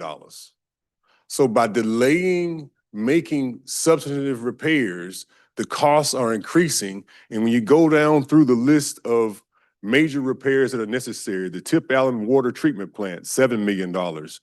Water plant number 2, $600,000.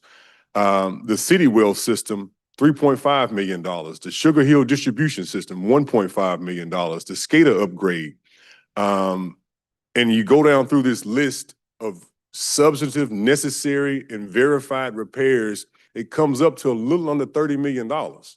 So not only do they have an operational deficit, there is a capital improvement deficit. Now, if you go back and you look at the testimony from previous presenters where they had between 17 and $23 million in the reserve fund, those reserves were in place to make specific repairs throughout the system. But instead of making those repairs at that time, they used those funds to backstop the cash flow on a monthly basis and ate away at it. So now you have a situation where inflation is kicked in, you still need the repairs, and you still don't have the money to make it happen. So when we came aboard last year, CMU, from my perspective and coming through the Jackson water system and the experience I had in that process, I would say CMU was between 7 and 15 years from failure. And with every major work that you do on an annual basis, all you do is push the fail date forward. And so the necessary requirements to get the system to where it needs to be, those things have to be done or the system's gonna fail. And what we've been living off of in America is after World War II, that generation came in and they dug wells and they put distribution systems in place and they put capacity in place so that we can in turn maintain systems over the course of the next 50 or 60 years and have very low water bills because you didn't have to dig wells. You didn't have to do these major things because our grandfathers and great-grandfathers put those things in place. So now we're in a situation where those systems are aged out, need to be repaired, and we have to ask ourselves a major question.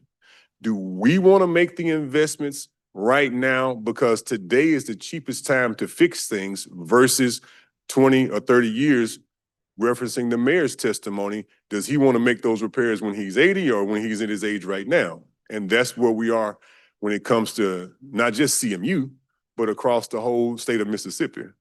And we have to get to economies of scale because when we have a water system that's at 97%, now you can't build new customer base. You can't put new housing. I already have systems that you can't. I have one system in one city. They can't build a new house in their town because they're already exceeding the capacity of their water system. So now you have Madison County, who is flourishing and growing, and the weak spot inside Madison County is the CMU water certificated area. How do you fix that? How do you help it grow? How do you make a situation come about where you put down pressure on rates the next go around? Well, if you fix the water and sewer systems that are in place, now you build capacity, you can build more homes, you can build more residents, and next time you can look at down pressure on rates because you have more customers. And that's what the system needs. That's the same thing that the city of Jackson needs. You need more customers to increase more revenue versus having to tax the present residents that are the ratepayers. There were some questions from some residents of Lake Caroline concerning documentation that was presented to PSC with respect to CMU selling or giving away Beatty's Bluff. And that information was not contained in whatever documents the PSC and the public utility staff looked at. Can you talk about, one, whether that's accurate, and two, whether or not, even if that information was or was not in there, would that have impacted your decision on whether or not the rate increase was proper? Well, I can just look at the information that was provided in their filing. And so every decision I made as far as the rate increase was determined based on the filing. Now, the history of the Beatty's Bluff treatment plant, CMU used to own the system, and now it's a customer on a system that it used to own. From a high-level surface view, based on my experience, if they had the financial resources and capacity that they should have had at that moment, the negotiation would have been different, and they wouldn't have had to settle a lawsuit and lose control of a system and become a customer on a system that they used to own. But it didn't work out that way, and they had to settle, and this was part of the settlement of them becoming a customer on that system.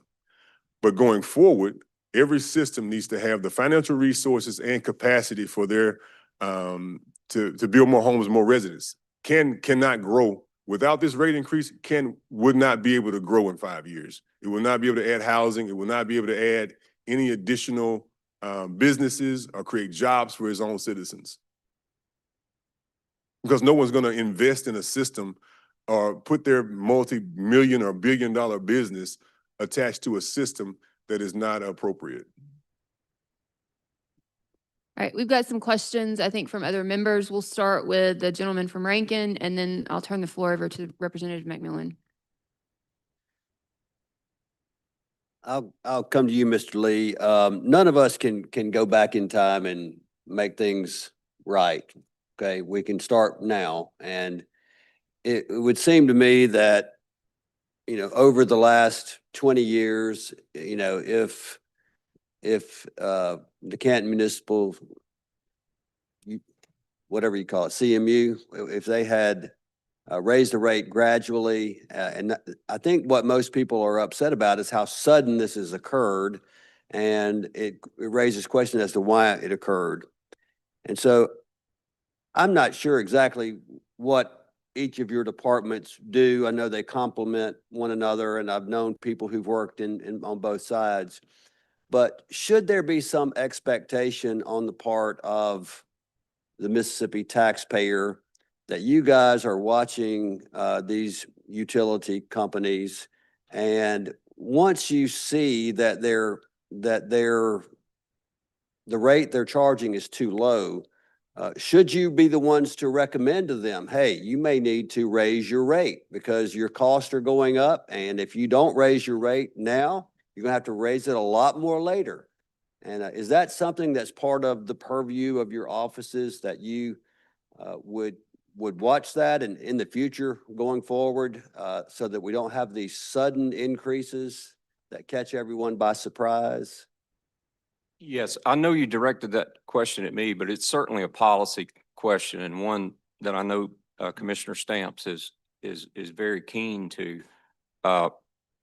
Speaking for Executive Director Beckett, who I'm sure he gave you his regrets for not being here today, but we would certainly support that because of what I said early on when I began to talk about, we see the impact of failure to raise rates as being a primary problem, particularly in the water and sewer sector, right? We don't struggle with that with our large investor-owned utilities. They're raising rates appropriately. They're monitoring infrastructure needs and things like that. But with smaller utilities, municipal utilities, this current staff would support that if that was a policy decision of the Public Service Commission. I'll add to that as well. The most populous area in this country is the San Antonio water system. That water system goes from San Antonio all the way up to Austin, Texas. It's the densest population in this whole country. And it's that way because they have water availability. The Edwards Aquifer is what it sits on top of. What it does, it allows them to have the economies of scale to grow the entire system and provide water for the most densely populated area in the country. Well, what's happened in Mississippi, we have 82 counties and we have roughly what, 200? Well, we have or more water systems. We have to get to economies of scale inside of each system. Either we grow population or we consolidate. But each system must have the economies of scale in order to grow and to put down pressure on rates in order to have the sustainability for the future. So focusing on governance, which is one piece, gradual rate increases. I tell all of the water systems in the 95 cities that we represent in the 22 counties is that you should be doing a 2% rate increase every year so that there's a gradual increase over time. Hesitancy to raise rates will cause situations where you have rate shock and you have distrust in the governance of your water system. That all makes sense. Let me follow up by asking this, and you guys may not be the right persons to ask, and this may be something that needs to happen in either your regs or in the statute, but with appeals with people who get a $600 water bill for the month or $700 water bill, there needs to be some type of appeals process for water disputes. And I think that we heard that earlier from several people. And I would suggest one way to do it might be to cap the amount of overage from one month to the next, which would sort of raise a red flag that, hey, something's wrong here. This is more than just usage. And maybe there needs to be a notification to the customer that you have a leak and you have 30 days to fix it, or, you know, you're going to be able to pay all these bills or whatever. But there needs to be some type of warning system, I think, and some type of grace period to fix a leak and maybe not be responsible for a $600 water bill when you used $60 worth, you know. So, but I don't know that there's anything like that in place now. And anyway, Well, that's more of a comment than a question. Okay. Well, I would say that in Canton, you have several utilities inside the same bill. You have the electrical bill, the gas bill, the water bill, and the trash bill inside of the same utility bill. So when we reference a $500 water bill, well, it's your light bill, your gas bill, your water bill, your sewer bill, your MACWA bill, and your trash bill combined. And Representative, if I could add one thing, I think you used the word rate shock. It is one we're very familiar with. But a lot of the testimony we've heard, this is more about consumption shock than it is rate shock. These rate increases taken alone are not, I mean, you saw the averages for other cities in Mississippi, even compared to Canton. Even with private utilities, non-municipals, these bills are average. They're not super high, except for those who have these spikes in consumption. And that's an issue of, you know, how much water's flowing through the system. And so it's not really about the rate as much as it is now the metering is discovering waste or whatever's going on in the field. But the result is the same, and I understand what you're saying there.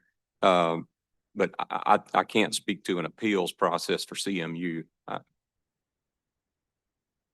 Gentleman from Rankin, Representative Powell, then we'll do gentleman from Rankin, Representative Newman, then we're going to let Representative McMillan wrap it up so we can be out of here before 2 o'clock. Thank you. I'll make this quick.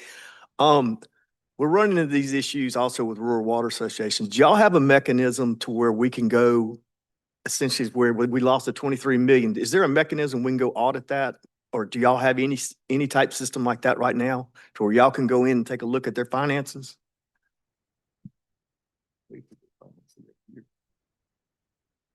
So that's a difficult question to answer. We don't think of the Rural Water Association as the electric co-ops. We don't have rate jurisdiction over them. Right. Unless, as with a municipal, you know, some of their customers fall into to our jurisdiction. You know, I think the answer for I don't know that. I don't think we have the authority. Okay. Well, here, this is to go basically a in. comment I'm trying, work with me or y'all, if y'all can figure out some language to where we don't need another Holly Springs to happen. We're seeing rural water systems fail because they're not keeping up. Right. CMU ran in, see if y'all can come up with a mechanism that if we have to do legislation, we can do legislation, but between the two, you know, PSC and the utilities, let's see if we can't figure out a way to kind of stop this madness from happening. Well, Representative, I'll say this, big picture, broad spectrum. We need kingdoms versus fiefdoms. I agree. We have a lot of fiefdoms around the state where each fiefdom has a board and they got to go maintain their fiefdom. And they're generally made up by the locals that don't want to raise their own rates. So but we need economies of scale because we can't grow a San Antonio, a Nashville, a Memphis, Atlanta in Mississippi until we build a kingdom. We must have kingdom-sized utilities with the scale so that we can grow the population of this state. Right now, we do not have that ability because you have to go through all these little twists and turns just to build up and get the scale you need to build high rises and be able to get our population up.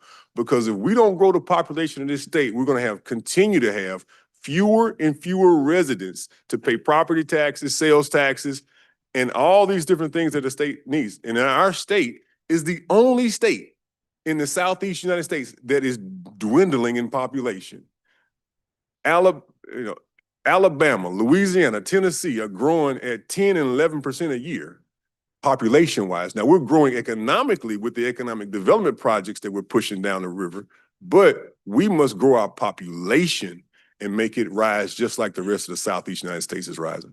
Okay, well, maybe we can get together at one point and see if we can't figure out some way to prevent this kind of mess. So I'll get up with both of y'all. Thank you, Madam Chairman. Thank you, gentlemen. So this is more, I guess, more of a statement than a question, but it's got a question to it too. We have a hodgepodge crazy system of looking over our utilities, whether it be water, gas. I mean, y'all can regulate some water associations, but you can't regulate other water. You can, you can do this electric association, but you can't do that one. And how do we solve that? Is that, is that just something that has to be, number one is, would you all want to do that? And number two is, is there a clear way that we could get that done? And I think that would solve your kingdom problem. Well, I'll say this. The most prosperous area population-wise and economies of scale for a water utility in this country is from San Antonio to Austin, and they got one water system.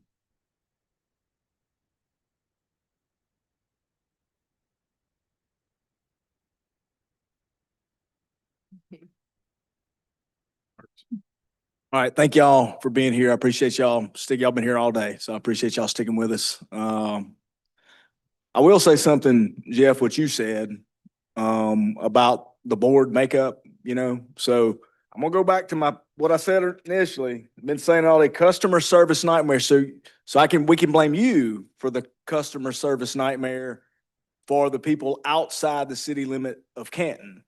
So you see where I'm going with that. Initially, this was not handled correctly. The information was not distributed right. Nobody, and I've had discussions with all those guys. I know they've left, and we've beat that up. But there has to be any time if y'all want to take that on, take it on. If you don't want to allow anybody else to get on the board, that's fine. But I promise you, some of these members outside of the city limits of Canton, they feel like they had no clue what was going on. There was no interaction. They didn't understand how their bills worked. That's why I had to, or us members had to jump in to try to help there. So if you're saying that there doesn't need to be anybody on a board that's sitting there that represents them, I still say that that's not right. Unless you want to show up for the board members and go to their board meetings at their city or at their communities and tell them everything that's going on, I would beg to differ there.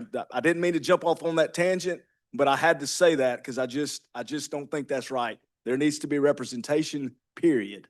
So moving on from that, talking about the system in general and talking about how you guys calculated the rates. And there again, I think you could tell my passion about the new mayor. I think you could tell my passion about Howard and some of the guys coming in. I think that they're trying to do the best they can with what they've got. They're trying to dig themselves out of a hole that they didn't create. I think there are still questions about money, about dollars, about where those dollars were spent, where those dollars were gone. I think Kenny Wayne had sat there, $23 million. He had no answer for us. Where did it go? So I still think there's lots of questions, but there again, I don't want to go back and I'm not here to go back and dig through all that. Here we are today. Let's move forward and let's try to figure out moving forward what we're going to do and make sure that we're doing it right. But I will say this, and you guys, like you said, y'all represent not inside the city, but people a mile outside the city, and that's who I represent. So And at first, whenever I first got involved in this, I do believe that rates should have been raised. Absolutely. I mean, you can't, there again, I said you can't operate a business working on the same rates today that you did 13, 14 years ago. I mean, that's insane. But saying that and how you guys calculated the new rate, was any consideration for any of those deficiencies or where the money went or where this or where that went into play with any of how y'all made any of those decisions to adjust the rate? Because I mean, you can understand that ratepayers, I mean, they're still asking questions well, I get it. We should have been going all along, but if there was misuse of funds, if there was money that was supposed to be here to go fix pipes and it went to do something else, if there was mismanagement there, what do I tell them? What do you tell them? What do you say whenever they say, well, I'm paying this high rate now because of this? Help me? What do I say to them? If that question makes sense, how do you answer that question whenever they're asking that? Well, when it comes to making decisions about water, it can't be emotional. It has to be a math problem. You have a capacity issue in a city with a 97% water usage, in a city that can't grow. If you need more customers to put down pressure on rates, you got to fix the current systems. Correct. I'll just leave it to you in a basic example since I got 3 minutes left to go in our time slot. When I was a city councilman in the city of Jackson, Ms. Doris Devine called me and she said, Councilman Stamps, can you refer me to a plumber? And I said, okay, yeah, I got to know some plumbers. And she said, me and my neighbors need a plumber. And I was like, well, what's going on in your area? Well, the water had been off for a few weeks and her entire neighborhoods, everyone's toilet was full. And myself and a group of my friends put water barrels on the back of our trucks and went to Walmart and bought about 50 plungers. And we had to go scoop feces out of toilets because the system failed. And it took us about 3 weeks because plumbers were charging people $1,000 a house to get their house on, and the senior citizens couldn't pay that. And that experience of shoveling poop week after week made me understand that there is a very high price for not maintaining and making hard decisions that should be easy because they're necessary for people to live. And when it comes to water, some people have a Lexus system and some people have a Pinto. My goal is for everybody in Mississippi in the Central District to at least have a Camry. Something that's affordable, that's long-lasting, good maintenance, that they can rely on for the future. And I believe it's incumbent upon our generation to make the investments necessary. Just like when the ARPA money came to the state of Mississippi, hundreds of millions of dollars for water and sewer were on the table. Canton got zero of that money. And now the only people left to pay that bill are the ratepayers in that community, but we can set them up for future success by helping them grow their population so the next time there's a rate increase, there could be a down pressure on rates because you have more customers to pay the rate. All right, and you mentioned. And last, I'm open to anybody's suggestion. I will always submit to a better idea. So if someone has a better idea of how we can make things more efficient, functional, and effective, I'm always for it. All right, let's maybe look at that. Maybe some alternative sources there. So my question is, the CMU system right now, you're talking about Pintos and Lexuses and Camrys, which I do love a Camry. It's a good car. Love those Toyota Camrys. Great car. 300,000 miles, 400,000 miles all day long. So that's a good choice. Where would you rate CMU system today?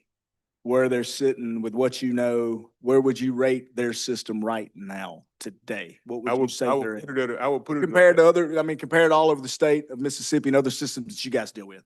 I would put it at about, with $30 million in repairs and about a $2.5 million deficit every year. That's where your $23 million went. $23 million at $2 million a year over the course of 15 years. That's where your reserve went. Today, where would you rate their system? I would put it at a Pinto with 3 tires. A Pinto with 3 tires.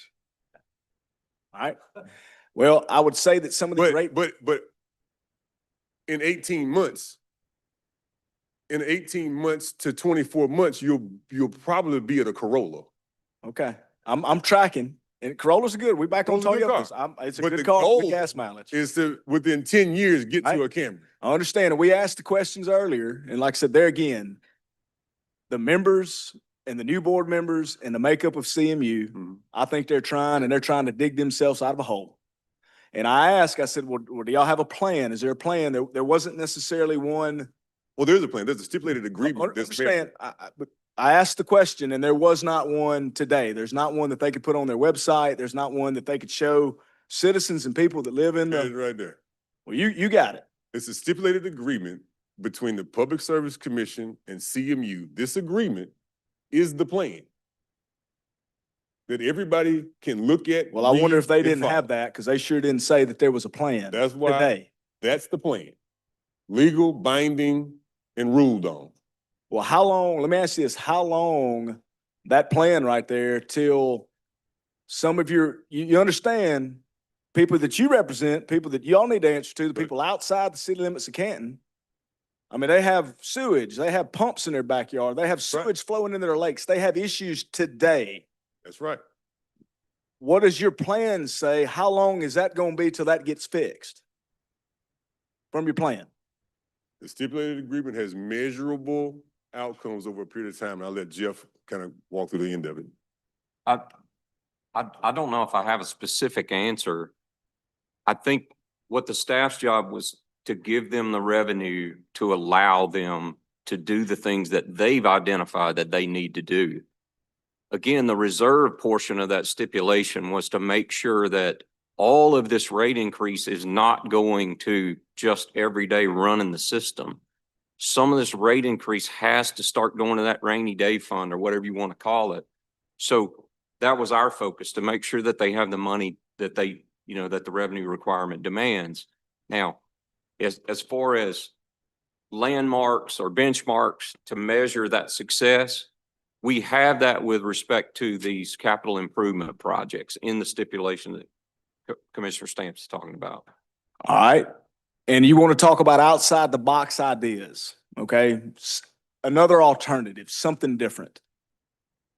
So was there ever any discussion about, you have other operators in the area, about another operator maybe coming in and wanting to take potentially some of that over? Was there any talk to that? Because in my opinion, it's just me. There again, I work up in a car shop and sell stuff and fix, I don't do this every day. I'm trying to represent the people the best I can. So when you're talking, seems like they've dug themselves in a hole and Howard is doing his best to get out of that hole. And I truly believe he is. But whenever you're talking about like an alternative situation, if you've got another operator that would come in and maybe offer some services there, and that would provide a cash influx in order to get them out of the hole quicker to where somebody else could serve an area, if that's possible. And I don't know if y'all have gone there. It seems to me like, and I know you're saying that you got to increase the size, but sometimes in business, I've had different businesses. Sometimes when you get bigger, in 1982 or 83, I think when CMU actually took over that area and took over Caroline and some of the areas outside of the city limits of Canton, and me and the mayor have talked about this. There wasn't anything out there. I don't think anybody in 82 or 83 could dream of some of the growth that Madison County has taken on and some of the businesses that are coming in, which to my point, some of this stuff that the Amazons, these larger businesses that are coming into our state, whenever I was running, we can't afford a misstep here. We can't afford to have these discussions all the time. Not only the eyes of Mississippi are watching us, but the eyes of the world are watching Mississippi, how we handle these issues that we're talking about today. So we can't afford any missteps. So in my opinion, some of this stuff is politically driven. It's like you said, you have little, what'd you say, kingdoms or little fiefdoms or it is politically driven. So how do we get to politics out of that? And let's go to some common sense and what makes sense. And if you do have another operator, other people that could come in maybe and fix the problem today, service the problem today, then all of a sudden CMU maybe could have the cash resources to handle inside their city, handle inside their boundaries to where they're not having to take in a larger area. Would that not make their system run more efficiently? And maybe I should, there again, I know Howard and them have left and we've talked about this, but I'm asking you guys, since you guys are the ones that handle outside of that city limits, does that make sense at all? Well, in my experience, this sounds like when West Rankin Utility Authority was paying the city of Jackson $5 million a year for their sewer system. And they had the idea and went through with it to eliminate their relationship and go spend a couple $100 million on a sewer plant. And now the residents of that are paying that sewer bill. And that we're still yet to see if the residents would rather go back to paying the $5 million to the city of Jackson versus paying what they're paying now for their new operation. So what CMU needs is more customers, not less customers. Instead of shifting customers from this utility to that utility, to weaken this utility and strengthen this utility, we need to grow the utility that's in place, because if you shave off a portion of their certificated area and give it to somebody else, that means that that same $30 million is still there, and the citizens of Canton who are inside the city are going to pay more. On the reverse side of that conversation, if the citizens in the Lake Caroline area had to finance their own utility, which would be creating another small fiefdom, now their bills are going to be even higher because they're not backstopped by the capacity of the citizens inside the city. So creating more fiefdoms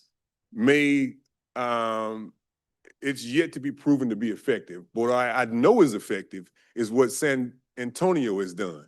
They got one water system that goes from San Antonio to Austin, and they've achieved economies of scale for their community.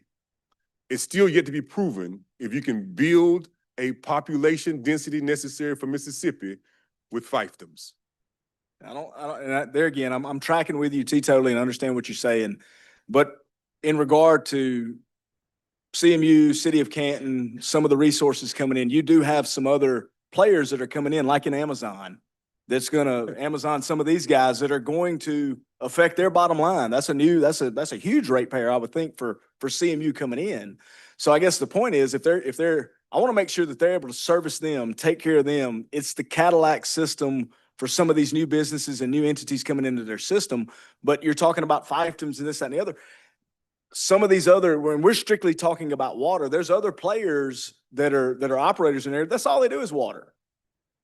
So how would that not benefit some of the people outside the city limits if we're strictly talking about water and you have other players and other operators? That's all they do is water, and they do it really well, that they couldn't come in and handle that system. I just think that it would make sense just from there again, I don't do this every day. You do. That's why I respect what you say. System failures. I think we're gonna have to give you maybe 2 minutes to answer that at the most, and then we're gonna have to wrap it up. We've got another committee that's trying to bust into the doors. It's in the best interest of CMU to gain more customers versus lose customers. There you go. Okay. Thank you both for being here. Thank you, committee members. We're out.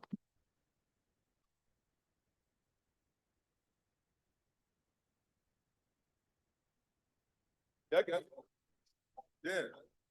Yeah. He's gonna make it work.